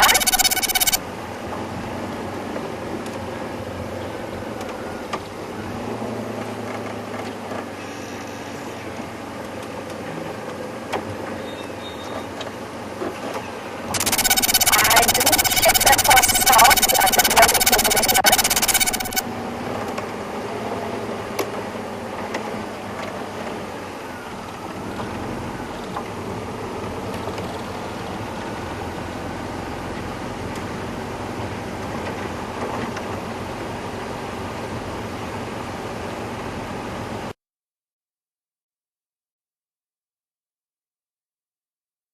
Guys, just having quite a serious conversation about leopard tracks on Gowrie, Maine.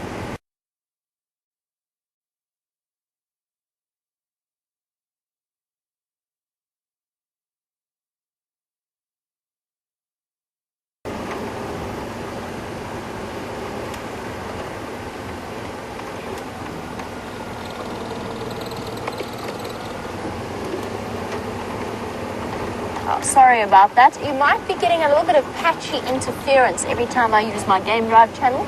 I've been trying to avoid doing it whenever possible whilst I'm chatting to you guys, but every now and again somebody calls you and you can't really ignore them. So I'm sorry if things have been going a bit sort of shaky or jumpy every time I use the Game Drive comms. It is something that we're aware of and we are working on it. Right, so back to James's request after I failed you dismally in your request for a giraffe track yesterday, where I got completely distracted by the Salala lions and kind of forgot. I'm sorry, I didn't mean to. So James managed to make good on that today with Bushwalk.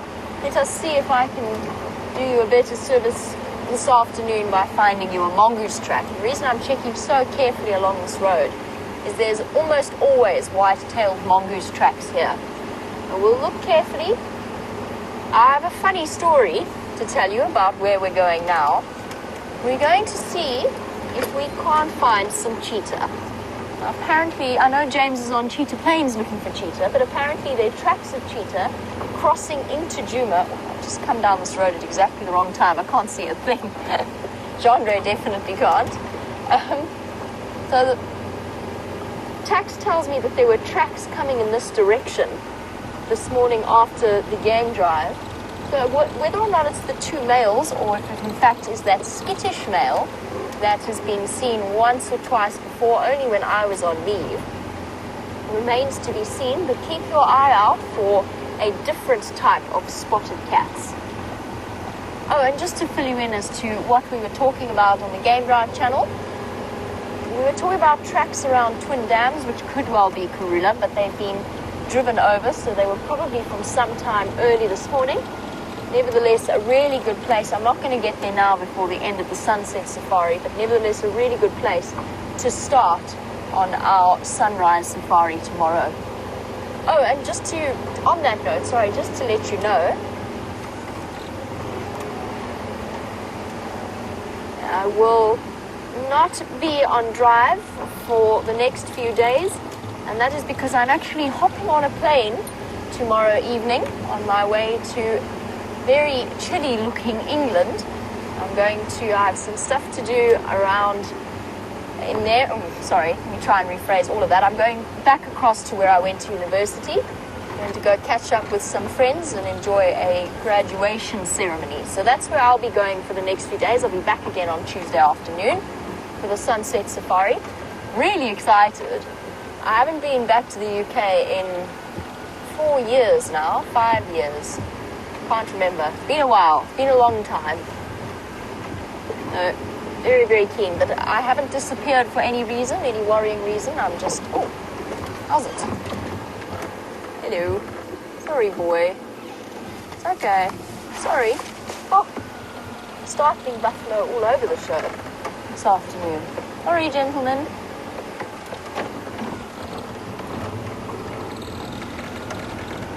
And the tracks were coming in this direction. Oh, I'm sure that he's got to be here somewhere. And just to round off our sort of update session, Deborah, our armchair traveller, you were wondering if I have any updates on Shadow's cubs. So I asked one of the guides from Elephant Plains yesterday if they had any updates on her. She hasn't been seen in quite a while, but they think that is just because she's currently denning in Hoffman's. So she's hidden her cubs somewhere around Hoffman's. Now, Hoffman's is the property that sits in the southwestern corner, or opposite the southwestern corner of Juma, just outside our Traverse area, which is good news. First of all, it's good news because it means hopefully she's keeping those cubs nice and safe. But also it means that she could well come and pay us a visit at some point in the not too distant future, which would also be terribly exciting. I promise you that we will keep you updated on that front. I know that we're all looking forward to our first sighting of those extraordinary little creatures. We've enjoyed some time with Karula and her cubs, and I feel as though now it's time to enjoy some time with Shadow and to introduce ourselves to her brand new babies. James, that doesn't help. I'm sorry that an entire buffalo herd has walked all over this road.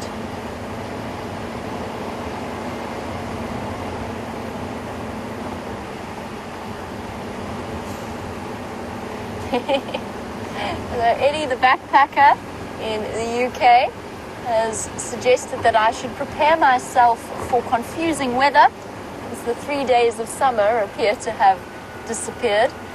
And Ellie, I'm so out of practice. You know, by the end of my 3rd year at university in England, I was wandering around in midwinter with a dress and a gown on. I was okay. You know, I could stomach the cold. Now I'm not too sure how prepared I'm going to be. If I'm shivering first thing in the morning here at 13 degrees centigrade, I might have a slight problem when I go across there, especially since I'm going to have to put on high heels for the first time since I left the UK. That alone could be disastrous. Positively deadly, and I'm not sure whether it's going to be deadly for me or the people around me.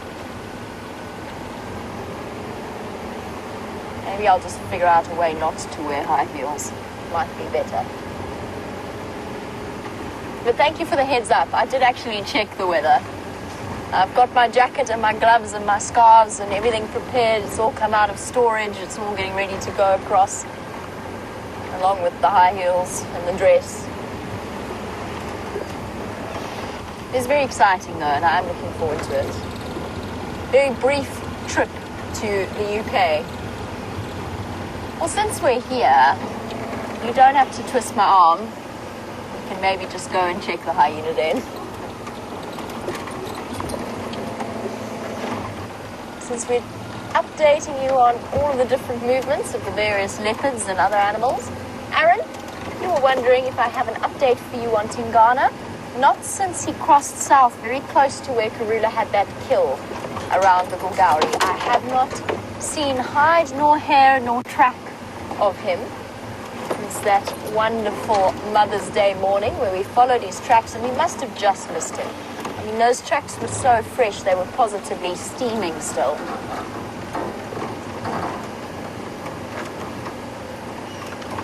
Oh no, it's too quiet.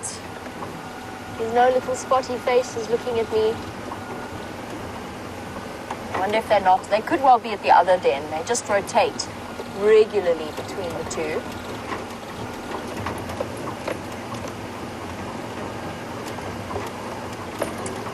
Aaron, Tingana's actually got most enormous territory from what we can tell, or at least a very, very large home range. So he's got lots and lots of patrolling to do. Sit for 1 second and make sure that I'm not being blind and that there's not a hyena cub or a hyena adult lying down somewhere here. Can't see anybody. Nope. Just some rutting impala off in the distance. And 2 fork-tailed drongos that have just... Oh, no. Oh. No. 2 fork-tailed drongos that decided to pay a visit and then flew away. Filming birds live. Okay, right, to the next den. While we go there, let's go back across to James and see how his cheetah plains search is going.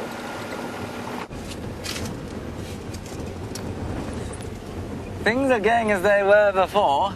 Not much to show you. But we're about to go up onto a high point, which is why I'm driving like a maniac and why Dave has lost his teeth.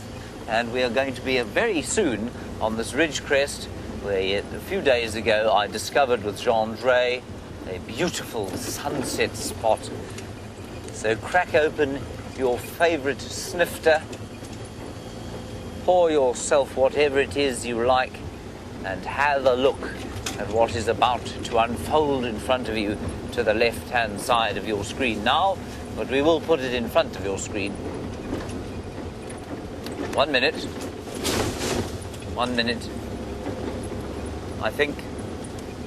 I hope I'm on the right road. Please let me be on the right road.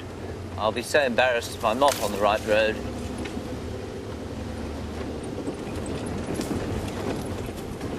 I think I'm on the right road. It's just up ahead here. Yeah, here we go.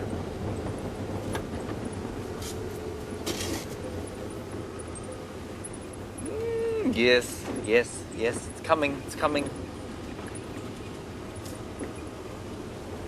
There we go. The anticipation, I know, is killing you, everybody. Oh, hang on, a little bit further forward. Right, so now we've got, basically, you've got a picture of the sun going down. This is quite nice, actually. So there's the sun, obviously. That's that great big yellow thing on your screen under the tree. It's not the moon, it is the sun. And it is already starting to set a long, long way north of where it does in the summertime. Now, if I ask very kindly Dave to pan to the left, in other words, to the south, and maybe if you can expose for the mountains, Dave, I don't know if that's possible, and then zoom in on them. There we go. So those are the hills of Ulasaba. I said a little while back that Richard Branson has got a lodge on top of those hills. He does. Those are the Drakensberg Mountains. Now, in summer, in the height of summer, so the 22nd of December, the sun will set just about, well, in fact, over that bush on the left-hand side of your screen. That's how far south the sun will set. And then from the 20th of December, it slowly shifts further and further and further and further and further north until the golden orb that is the star that fuels our planet sets to the north where it is now. Now, if we park in exactly the same place come the 22nd of June or 21st of June, when you will have your longest day in the Northern Hemisphere and we here will have our longest night, it will set beyond the right-hand side of your screen. That is where the sun will set. So I'm always amazed at how far the difference actually is. It's just touched the horizon. Well, it hasn't actually touched the horizon, has it, Dave? It's much bigger on the screen than it is in real life here. Let's sit with it for a little bit longer and just have a listen out to what we can hear.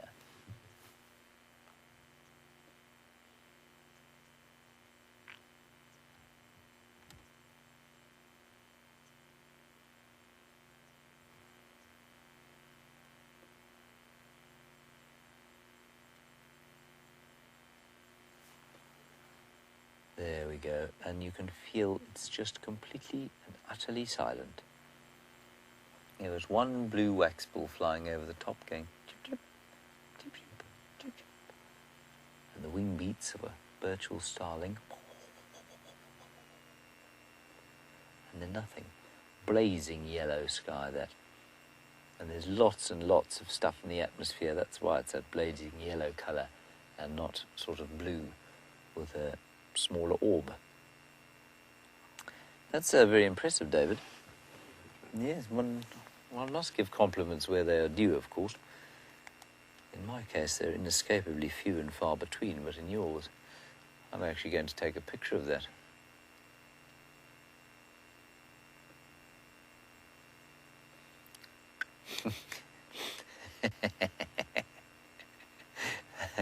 And Valeria, you say, James Henry, King of the Sunset, just ask his mum. You're absolutely right. My mum, of course, tears her hair out at the number of pictures of the sun that I show her when I go on leave. Well, she's about to get a whole lot more. I'm going on leave at the end of the week, and when she says, can I see your photographs? Or if she doesn't say, can I see your photographs, I will say, I'm going to show you my photographs, and there will be another 150 or so of the setting sun. Don't tell Sam that you think I'm the king of the sunset. He'll be deeply upset and might not recover for weeks. Anyway, I think it's going to take too long for us to wait for that to go down. I think you'll all be asleep. And so let's carry on. And now that we've finished here, let's go across to the queen of the sunsets.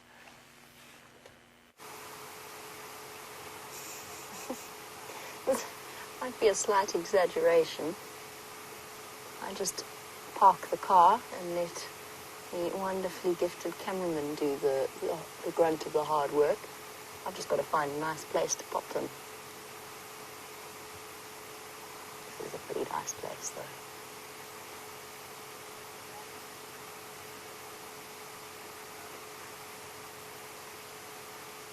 The silhouette of the Drakensberg Mountains and the beautiful silver cluster leaf trees. It would really only be better if the cheetah decided to walk across the road right in front of us. That would be quite nice. Don't you think, Chandra? Quite so. Just by the way, everybody, Chandra is utterly devastated that James took another cameraman to their sunset spot that they discovered together. There you go, Chandra is heartbroken.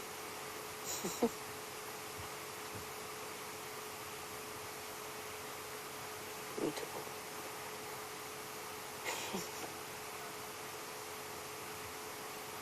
Not a bad way to end off a Wednesday afternoon.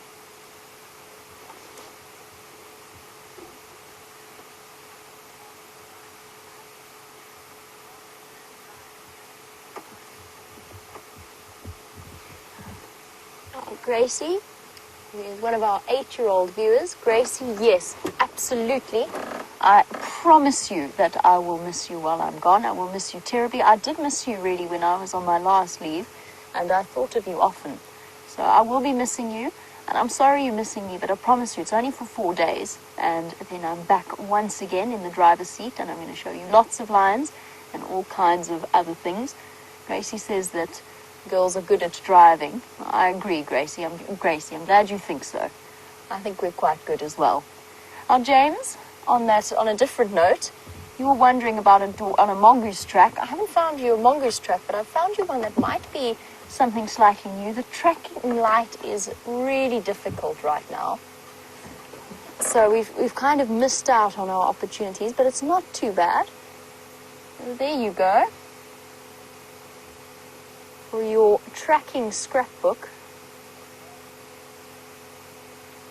a set of ground hornbill tracks. And we've actually got, very clearly, we've got 3 of them that walked across the road. There's the furthest of the right, almost a banana-shaped track. Let me actually get out because it helps a lot to point out exactly what it is you're seeing, because at the moment I kind of get that those are just dots in the road.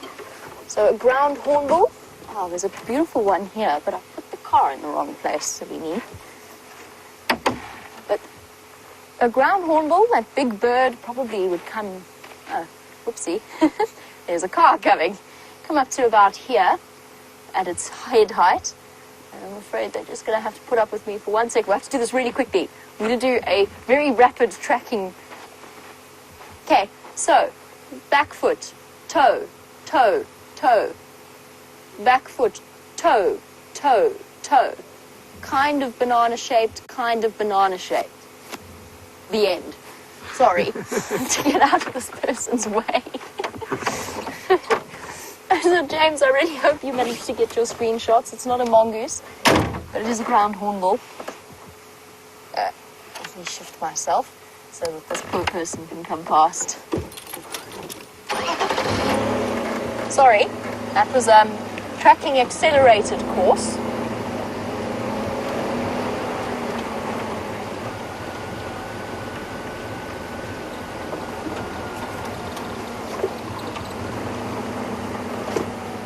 No cheetah tracks though, unfortunately, that I can see. Let me just let this. Maybe just this car go past and to figure out why I can't hear anything.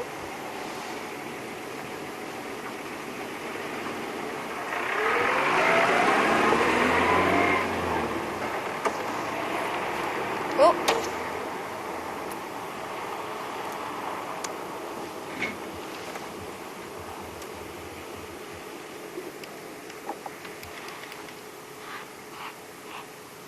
Another beautiful sunset shot, accompanied by the standard June sound of rutting impala.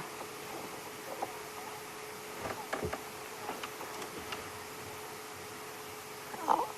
At last view, Gerda apparently in 2 days.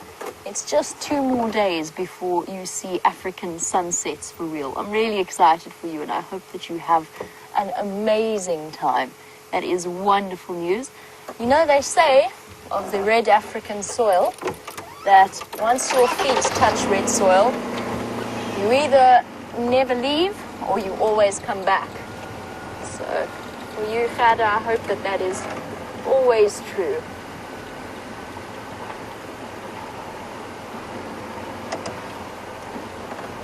There's tracks going into Buffelshoek, but I'm fairly certain we're not there this morning. Let us go and check Sydney's Dam line tracks. Sorry, that could have been anything. That could have been impala, that could have been waterbuck, that could have been any track. There are lion tracks going into Buffelshoek that were not there this morning. So let's just double check around Sydney's Dam. All the while, keeping an eye out for those cheetah, because this, of course, is the perfect time of day for a cheetah to be out and about.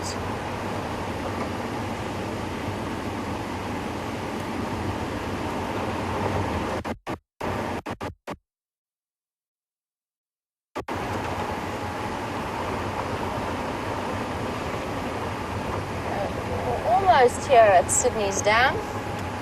It's been a very quiet afternoon on the Game Drive channel. Just us and our lion sighting, actually, and our buffalo sighting so far. And of course, those cheetah tracks.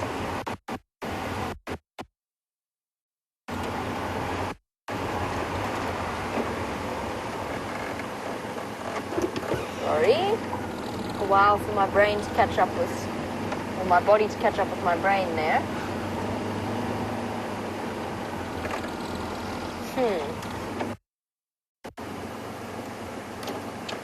I can see lion tracks in here. Actually, no, I can see leopard tracks in here.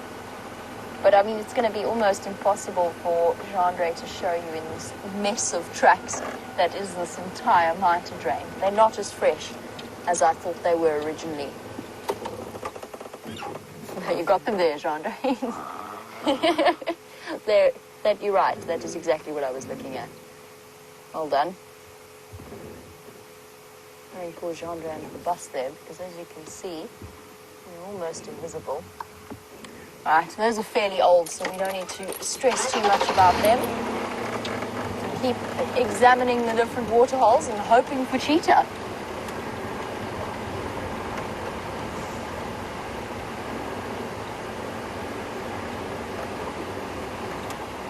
I'll also throw John under the bus a little bit in that, well, and myself. We've been driving due west for most of the sunset, and we've been struggling into the sun. Kat in Tampa, you were wondering, do the cameramen go blind when they point the camera at the sun? Jean-Andre, how's your eye sight? No, very good, unless I'm gazing at James, then they tend to hurt. Jean-Andre's bantering session with James is continuing onto drives without James. So Jean-Andre's eyesight is fine. He is all good. I think that it is, I mean, it must be pretty bright, and you've got to adjust the setting. And of course, Jean-Andre, being an incredibly gifted cameraman, probably does such things almost second nature without having to think about them. As you know, oh, how wonderful. I'm a very second-rate cameraman. In fact, I'd go so far as to say I'm an appalling camerawoman. My FC disaster, of course, is case in point. But we shall move on from my non-existent camera skills, since we have a beautifully peaceful, typical African scene in front of us.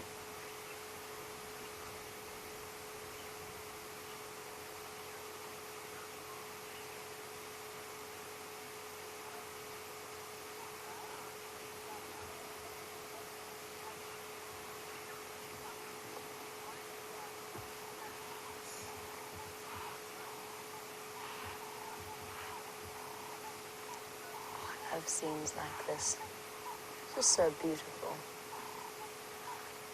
Sydney's Dam, which is why we're not going to go any closer, of course, because it's on the other side of our traverse area. But sometimes it is really nice to just take in these scenes from a long distance. And Deborah, you were wondering, can an elephant move its ears independently, essentially? Can it flop? Oh, there you go. Little one. Can it flop or flap one ear without moving the other, because you've only ever seen them move both? And I have seen them move one at a time, but not huge distances. Almost kind of like lifting up your ring finger or your fourth finger away from your pinky finger. It's kind of difficult. You can do it, but you can only go so far. You can only sort of separate those two, the pinky and the ring finger, so far. And I think elephant ears are pretty similar. This is so lovely. I have seen them move it independently. Oh, have you got an itchy foot, girl?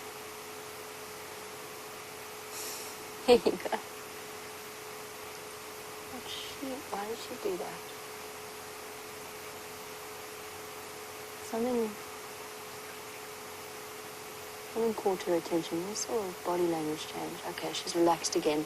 She might have been listening to the impala and trying to just decide if they were alarm calls or something to be worried about, especially since she's got a tiny calf with her. Oh, still itchy foot.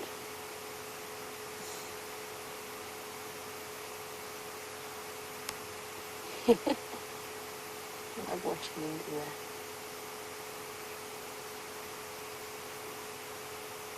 There you go. Is that better? Possibly. Interesting how they wander off in different directions. Often when you watch an elephant herd leave the water hole, they'll go... She just chased a hardy-dar. Not sure if you guys could see that. Oh, there she goes again. Oh, it's an Egyptian goose. Or is it a hardy-dar? Oh, it's so far away. It's a hardy-dar. That's very, that's ridiculous. Come on, girl, I know the young males do that, but you need to have a little bit more dignity than that. That was really funny. It's the first time I've ever seen an elephant cow chase a bird, a hardy-dar. I must say, the hardy-dar doesn't seem to be terribly intimidated by her.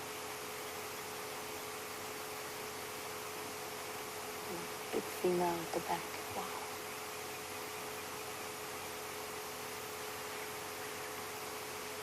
She's still giving that hardy-dar a bit of a hairy eyeball. Elephants, they really do not like small things moving close to the ground, close to them. Oh, there we go again. Is she going to chase it again? Really? Keeping a close eye on it. And they've got a bit of a blind spot underneath their head chins and where their trunk is. And I think that's one of the reasons why they get unsettled by sudden moves. That is our snared trunk elephant, isn't it? Is her. Looks like her little family. There's the older cow, and then the younger male, and then the youngest female. And there you go, Heidi in Switzerland. Yes, it is her. It is definitely her, and that's why she moved away in a different direction from the rest of the herd. She kind of keeps sort of to herself. I mean, can I say with absolute 100% certainty that it is her? No. But the family dynamic is exactly right. The group dynamic, the ages of the calves. Just let the hippo interrupt me there for a moment. That young calf is the right age. So I'm fairly certain that it's her. There are other elephants with short trunks. We saw that male this morning, which was one of the most extraordinary sightings I've had, especially given how relaxed he was. Usually a male with that sort of injury can be quite aggressive. But he was relatively relaxed. He had, for those of you who missed it on the sunrise safari, it was an elephant with less than half a trunk. Similar to our slightly shorter trunked female, but less than that. And he actually had to arch his back, kind of hunch over, to feed with that shortened trunk.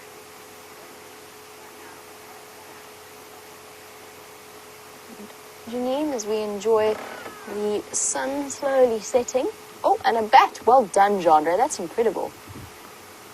That was awesome. Look at that. There you go. Bat on camera.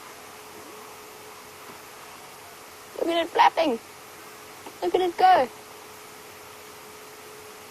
Oh. Wow, Jandre. That's some seriously impressive camera work. Awesome. How cool is that? We get so many times we get viewers asking us to put bats on camera, and Jandre did an extraordinary thing there. But back to where we were, I'm going to question about where we are in this particular, in our particular traverse area. This is Sydney's Dam. Sydney's Dam. So we're actually looking across our boundary. We're sitting on our northern boundary. Where? Hardy-dars flapping in.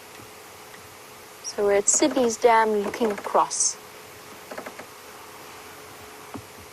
Sorry guys, there is actually somebody trying to call me on the Game Drive channel, so I do just need to answer. So again, we apologize for the odd interference. Standing by. I think it's Lex actually.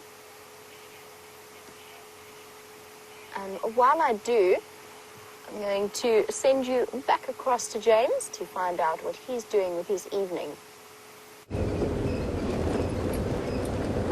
Woo!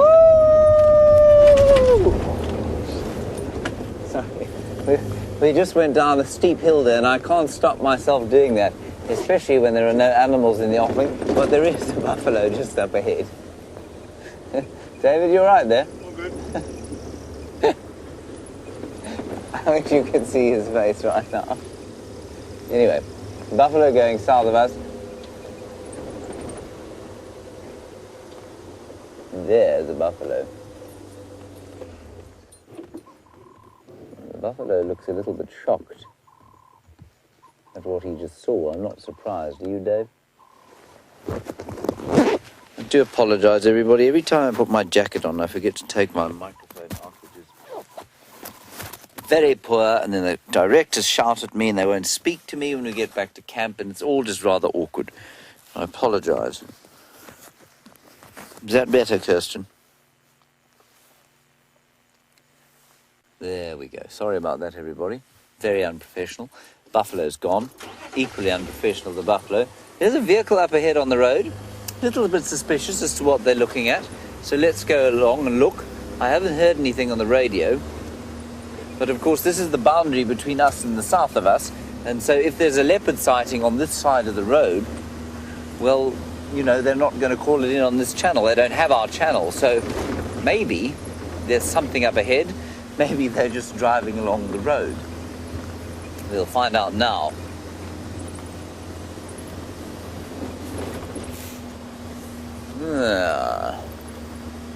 Let us see. Soon it will be time to put our lights on.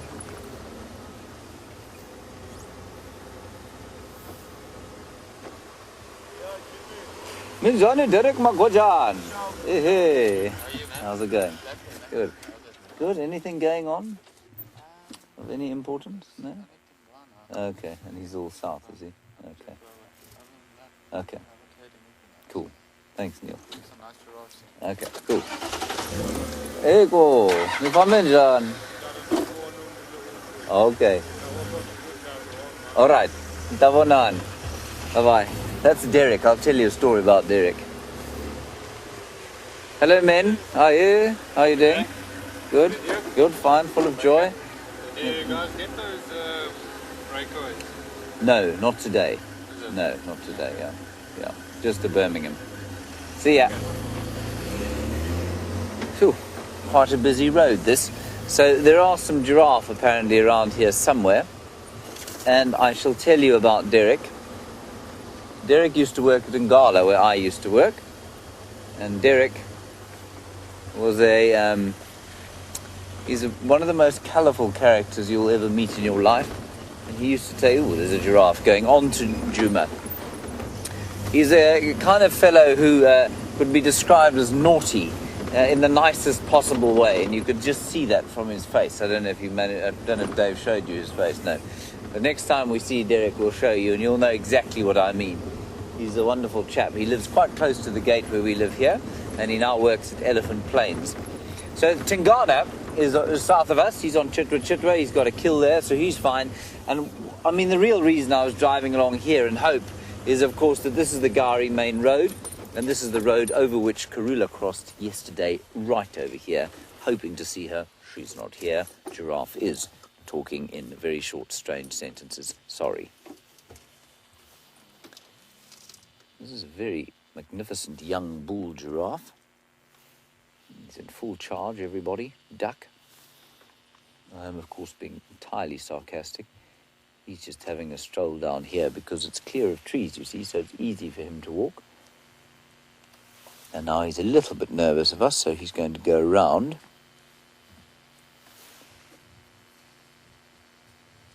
Now, a giraffe, of course, is possibly one of the most magnificent animals you could ever hope to see.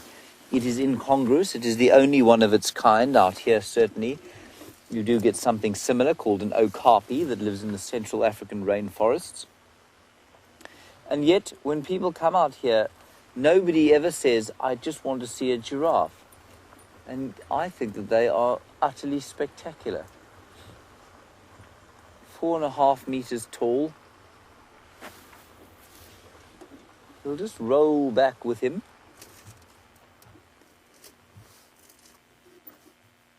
Coloured like no other animal out here.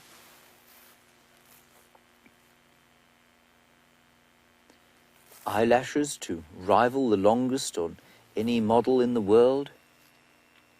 Longest tongue out here. Well, proportionately not so much, because a chameleon has a longer tongue proportionately.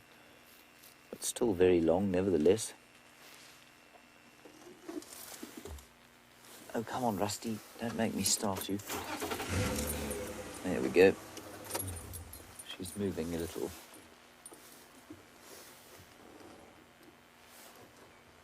Okay there, Dave. I think she's going to pop out behind us because I saw a female cross the road behind us. You got any shot at all there?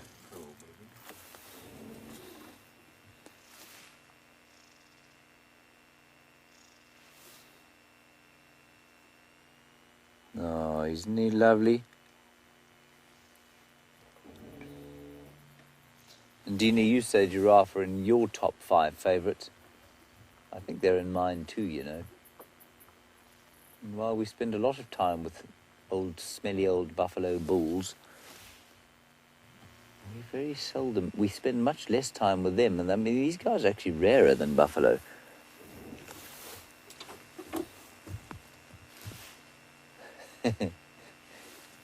Now, I say he's a young bull because he's got a very small kind of what we call median horn.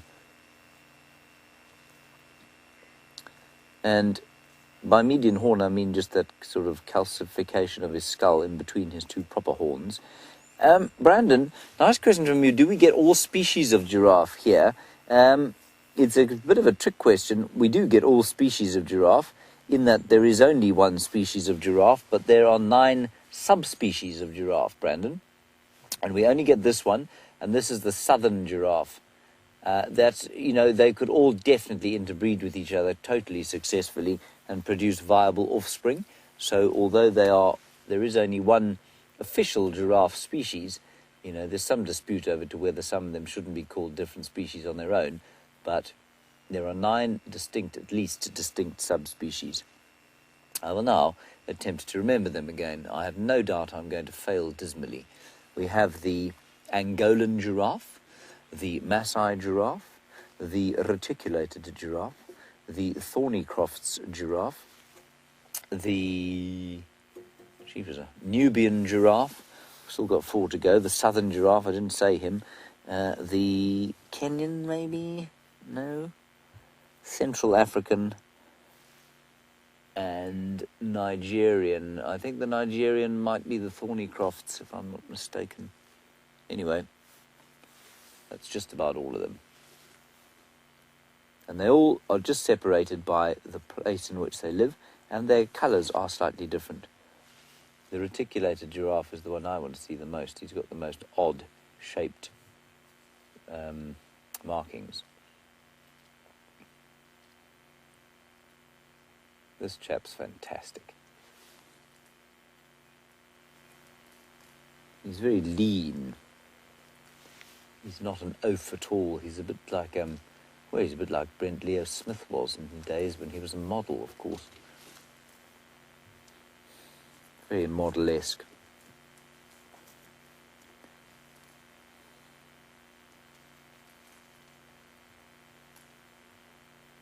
I don't know if you can hear the sounds of him tearing at the trees.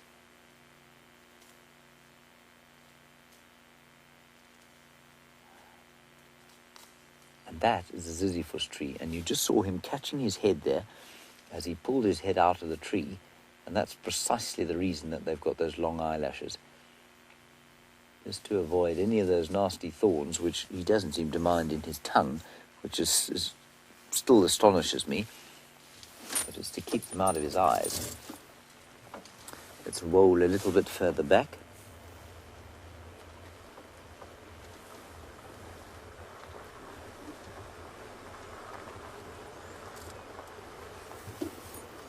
Now, Virginia, please would you expand on what you've just said? You've just said you've just taken your kids to the zoo and they had to feed a giraffe and their tongues were very interesting.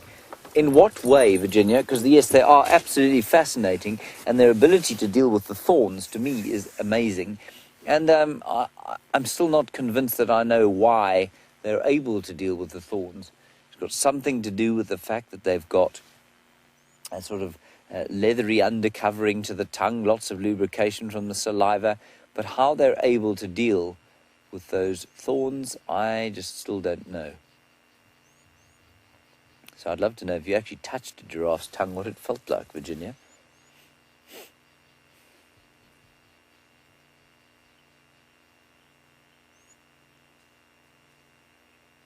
Nice, very peaceful scene as the day starts to fade. We're into the changing of the guard now. And the animals, the creatures of the night are about to come out. It's very dramatic, isn't it, David? Vampires, perhaps.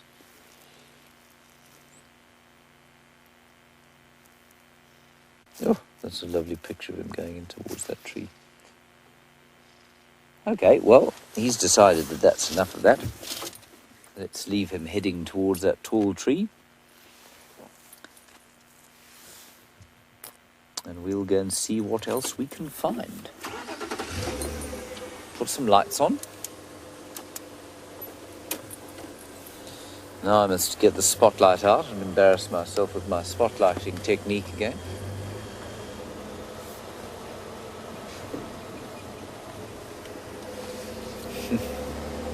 It's actually not quite dark enough yet for that, thankfully.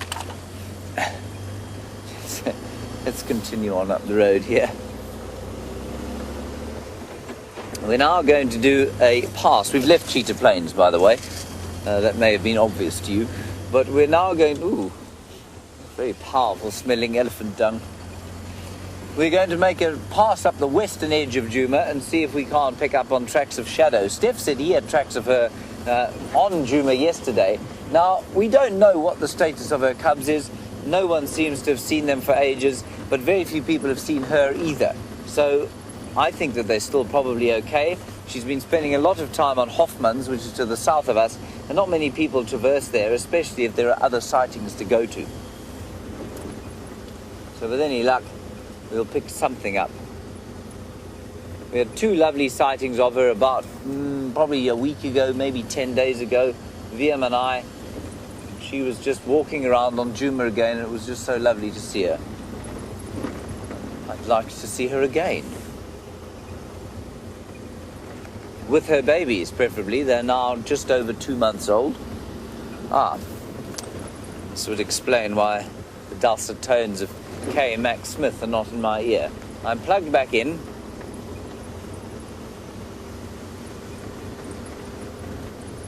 There we go. And the smell of the evening is just too wonderful. I'm going to stop here so that we can have a smell.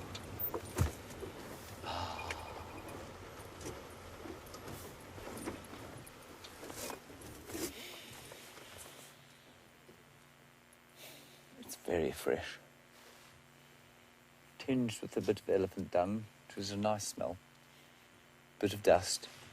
And what we're just starting to feel the fingers of as the night starts to fall and the winter night starts to come towards us is the smell of the potato bush, which smells like a McDonald's but isn't. It's lovely. Now, parlour lady, you want to know if the giraffe is part of the antelope family or if it is a species of its own. I'm going to explain something to you about taxonomy. How best to describe this. I should really draw it for you, but I'm a terrible drawer. I might, if this doesn't make sense to you, I'll set something up and I'll be able to draw it for you. So you've got a family, okay? And below that, so in one family, you will have a number of what we call genera.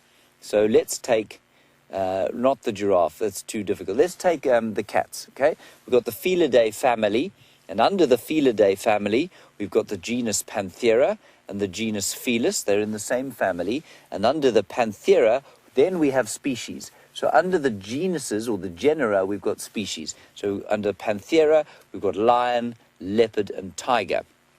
So if we follow from the family, we've got the family Felidae, we've got the genus Panthera, and then we've got the 3 species, the lion, the leopard, and the tiger. Okay, so it goes species, genus, family. They're 3 different levels, right? So in the giraffe, they're not part of the antelope. Giraffidae is their family. And then the giraffe itself, that giraffe falls into a genus all on its own called Giraffa. And then the species is Camelolepardalis. Can you believe that? So you've got the species and the genus and the family, and it belongs to its own family. There's only one example of the genus, and that's Giraffa, and there's only one species within that genus. So it's on its own. It's not an antelope, and it most certainly falls into a different species category from anything else within the entire family. So I hope that explains it to you. It might be easier for me to draw it for you, but like I say, my drawing is really bad, especially when it's dark.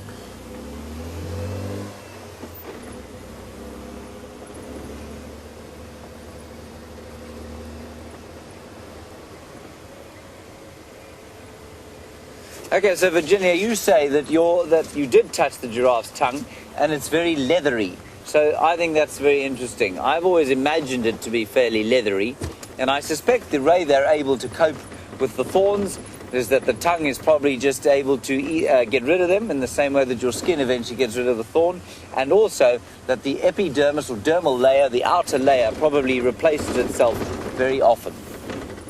Thank you for that, Virginia.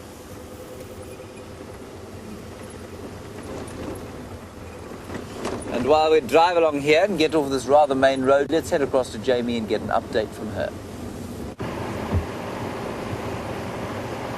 I'm taking one last ditch attempt at finding the cheetah. Unfortunately, no sign of them here.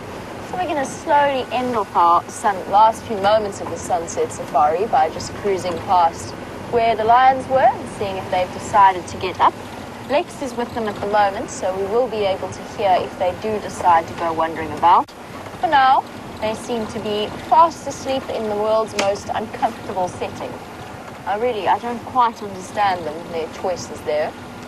Now, apparently you've all caught on to our deeply and very carefully guarded secret that Gendre is in fact that man. He's begging for secrecy amongst you. It was wonderful to see that bat. On a slightly different note, we'll gloss over the fact that Gendre is actually a crime-fighting multi-millionaire legend. It's just a strange image that just popped into my head. Anyway, back to the bat. Just because we didn't speak too much about that, I was a bit distracted by the elephants that were happening. It was one of the Megaroptera family of bats. In other words, it is a fruit-eating bat. Jeepers, one of them just shot under my wheels. Or almost did. Oh, that's brave, Batman. I don't even know where it's gone. Yeah, it was there. You got it? Well, briefly, yes. Okay, I'll take your word for it because I didn't even see that. Batman's getting a little bit ahead of himself here. Gendre, of course, being an extraordinary cameraman. All of our cameramen really are. And I don't think, short of being a journalist, a live journalist in a war-torn situation, I don't think that there's much more that is as challenging as some of the camera work that they have to do. There's no second takes, there's no second chances. And just like for us, any mistakes are non-retractable mistakes. You cannot take them back. Just checking the quarantine in case the cheetah decided to come through here. Aaron would very much like a bush baby. Aaron, of course, I have failed in trying to find a slender mongoose. I would now like to find a bush baby. James, Richard, I haven't forgotten about your mongoose track, but the light did just get a little bit too dark. So that's something we will bear in mind, and I'm sure one of us will be able to deliver for you. But Aaron, a bush baby, is a distinct possibility. We should be able to find you one of those between James and myself. Sorry to drag you away there, everybody. This is just quite an unusual bird that I suspect is not on many bird lists. It's a bronze-winged courser. And it's just going coursing after some insects, and they very seldom stop for any length of time. Oh, look, he's just caught something. Oh, he's picked up a piece of grass. Isn't that nice? I just want to play his call for you. He sounds like a frog when he calls, and it's an unusual sighting. So I would love to know if you haven't got him on your bird list. I'm pretty sure Samuel doesn't. It would have been nice for him to see that bird. Hang on, family list. K for courser. K. Oh, what's that? And what Brent saw on the other day on Cheetah Plains was a close relative of the bronze-winged courser called the Temminck's courser, which is even more unusual, but I wouldn't tell Brent that.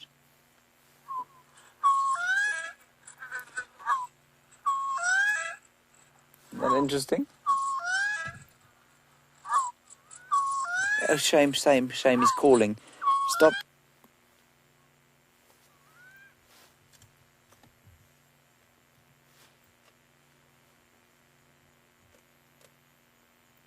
He stopped calling. I'm going to make him do it once more, everybody. It's a little bit unfair. I'm going to do it anyway, though, because I don't think it's stressing him. Oh, this is me playing it.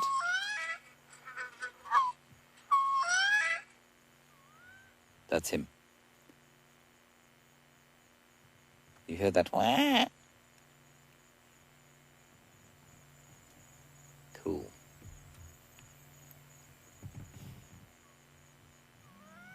There, he's calling again. Can you hear him, Dave? Can you hear him?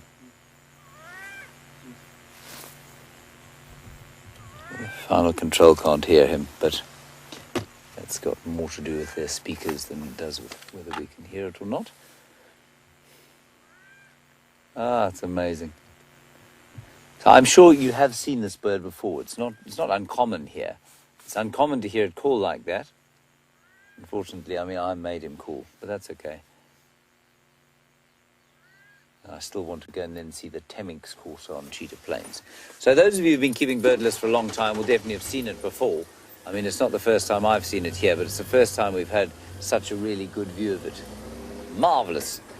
Very nice. Sorry, Mr. Corsa, I didn't mean to make you call like that, singing into the night like a frog.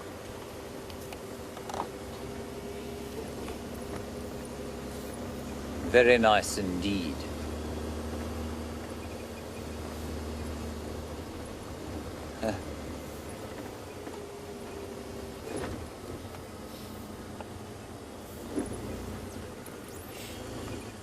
Hello, Gracie. Aged just 8 years old. I don't think it's too long before your 9th birthday, if I'm not mistaken. Probably a month or two, maybe 3 months, maybe a little bit far off. Gracie, you say those pecker birds on the buffalo. Why is it that they go for the buffalo's eyes? Are there bugs in the buffalo's eyes?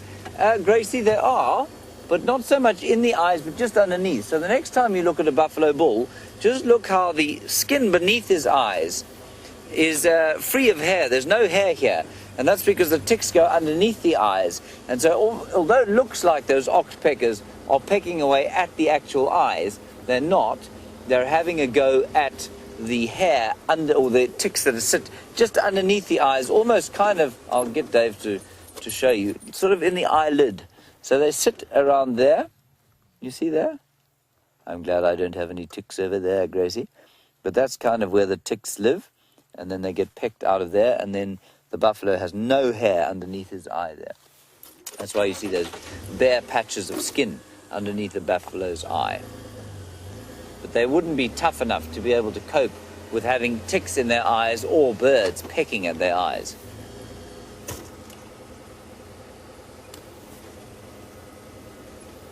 There we go. Hello, Mike in Florida.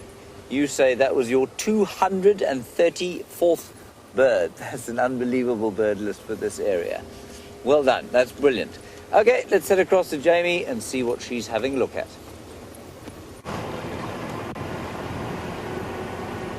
Still no bush baby for Aaron, but I'm searching every tree so carefully that I actually drove off the road there. I forgot how to drive. But I'm searching intently. And we were chatting a bit about bats, and I mentioned that they were Megacoroptera. It's something that I don't think we talk about, or certainly I haven't spoken about that often, just because we've hardly ever got them on camera. And that is the different families of bats that we get out here. So the Megacoroptera and the Microcoroptera. The Megacoroptera are the much larger, as their name suggests, much larger bat species that rely on their sight and their hearing to find fruit. The Microcoroptera are the insect-eating family of bats, so they rely on echolocation rather, much, much smaller than the Megacoroptera fruit-eating bats. We get some extraordinary ones out here. We had one fly into our bedroom the other night and hit the fan and plummet to the ground. I was convinced that this poor thing had killed itself on the fan. It had affected its echolocation ability. It was what was it? It was a snub-nosed bat of some kind. I can't remember the exact species. And Brent and myself picked it up in a t-shirt because you don't really want to handle bats without knowing exactly where they've come from, which of course you don't. They can be carriers of rabies in certain instances, and they can bite quite savagely. They've got very, very sharp teeth, especially the insect-eating ones. So we picked it up in the t-shirt and we sort of turned this poor little thing over. We're quite convinced it was dead. It wasn't breathing. It wasn't giving any indication of life. We were sitting next to it with it lying next to us, trying to figure out what species it was. And it promptly took off and shot right between us, dodged the fan, so obviously learned from its mistakes, despite the severe headache that it must have had, and flew out of the window. And then when I came back from leave, I'd left one of my bedroom windows open, and I was sitting on my bed and I watched as this one bat came swooping in. And I left the window open probably that much. It was a small gap. And the bat had learned to come into the bedroom and swoop around and then back out of this gap at exceptionally high speeds. It's amazing just how well, apart from when there is a fan involved, just how well that echolocation technique really does work. Something incredible that with our senses, I think we struggle to comprehend just how it does work.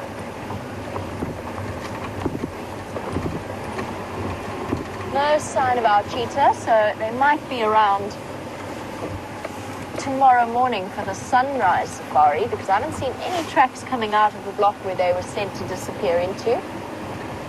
We could have a chance of seeing them maybe even on quarantine. How exciting would that be?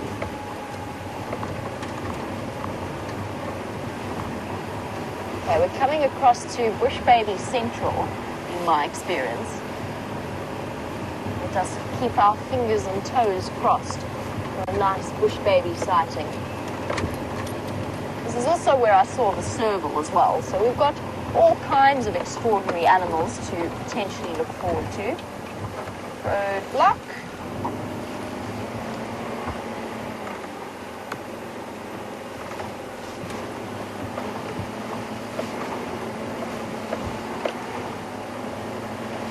Eddie, the backpacker, who sent me the meteorological advice about the weather. We were wondering about whether or not, where the bats live, and would it be possible to find them and visit their nesting or their roosting sites and put them on camera. And unfortunately, they don't live in caves in this area, although there are certain species of bats in South Africa that are cave dwellers. So our bats roost in holes in trees, very often in hollows in trees, quite a lot under the eaves or in the roofs of houses, although I haven't noticed any living around the Juma houses, and sometimes even in the open air themselves, but just in very, very dense foliage. So unfortunately, unless we get really lucky, we might find a bat one day hanging from one of the branches, but they tend to be quite skittish and they tend to fly away very quickly if you do find a roosting site. But short of that happening, unfortunately, we don't have any known places where we could pay a visit to see the bats roosting. The incredible thing, of course, about that whole roosting process, I'm just going to take my hat off because I don't think I need it anymore. It's starting to get a bit uncomfortable. The nice thing about bats, or the interesting thing about bats when they're roosting, is that this is relaxed for them. The clenched foot pose is where their muscles are relaxed, held in there by tendons, and they actually have to tense their feet in order to let go, and that of course means that they can roost upside down without falling off, and they can sleep without letting go of their perch. Eddie, if you wanted to visit a place where there are some bat boxes or certain areas, there are bat boxes in a lot of the different camps in the Kruger National Park. Skukuza has quite a few for sure, and Shingwedzi has some as well. Satara. All of those places have bat boxes. Skukuza used to have these incredible old thatched shading, what would you call them? Gazebos almost, I guess, would be the best description, that the bats used to roost under. It was all around the picnic spots, and unfortunately it was determined that that was a little bit unhygienic for the picnickers. So they've since been given bat boxes to roost in instead.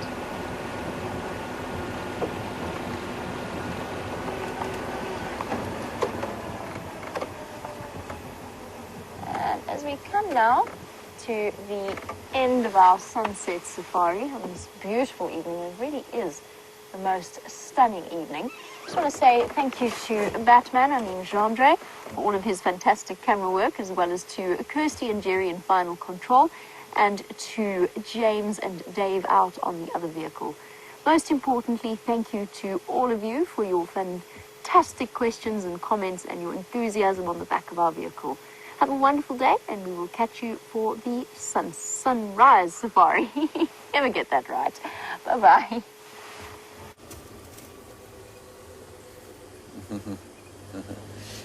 Okay, everybody, just a few minutes left. We've come to Philemon's Dip, not for any particular reason other than I turned off the road I was on because I heard a very cross dikop bird. The dikop did not appear. A startled-looking warthog went running off down the road, though. He turned to the left, and he came scuttling back out again and went back to the right, and what he was so terrified of, I cannot imagine. Anyway, let's pop onto quarantine and see if anything's popped out there. And first, let's do this. Wait, hang on a second. Can you hear? Can you hear anything? Not a thing. Not a thing. Isn't that wonderful? The reason you can't hear anything, of course, everybody, is that this pump, which used to go because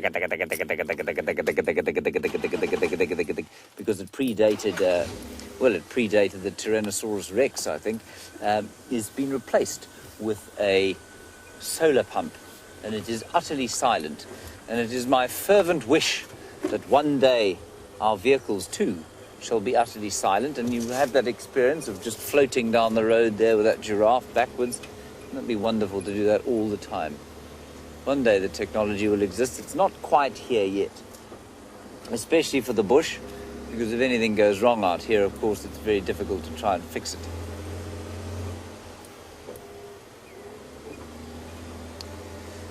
Hello, Tammy. You want to know if we'll be doing a Facebook Live feed after drive tonight? Tammy, we're going to try. I tried last night, but our internet out here at the moment is not great, and that is being rectified. And as soon as it's rectified, well, we'll probably do it every night. So as soon as I get home, I'm going to try and hook it all up, and if it doesn't work, then I'm afraid we won't. So keep an eye out, and you will do it from the SafariLIVE Facebook page. So if you'd like to have a kind of a wrap of the day's drive, pop along to Facebook and go to the SafariLIVE page and wait in eager anticipation. And if we don't get it out, we'll send out a message on the SafariLIVE page that says we didn't have a strong enough internet. You need quite a strong connection. So we can definitely send a message, but we might not be able to upload video live. But if we can, we're going to give it a go with absolutely.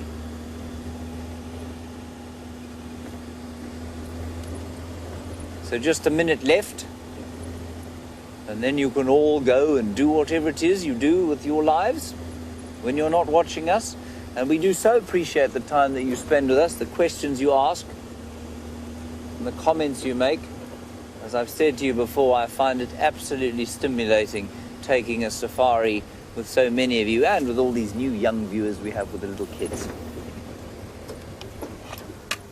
Right, let's stop over here, David, and take stock of our day. A big thank you to David, of course, on the camera. A big thank you to Jean-Andre and Jamie on the other vehicle. Of course, Jean-Andre flinging insults long and hard. And, of course, that's because he knows I wasn't with him today. And a big thank you to Kirsten and Geraldine in the final control. We will see you tomorrow at the breaking of the African dawn at 0530. Note 600. Bye-bye.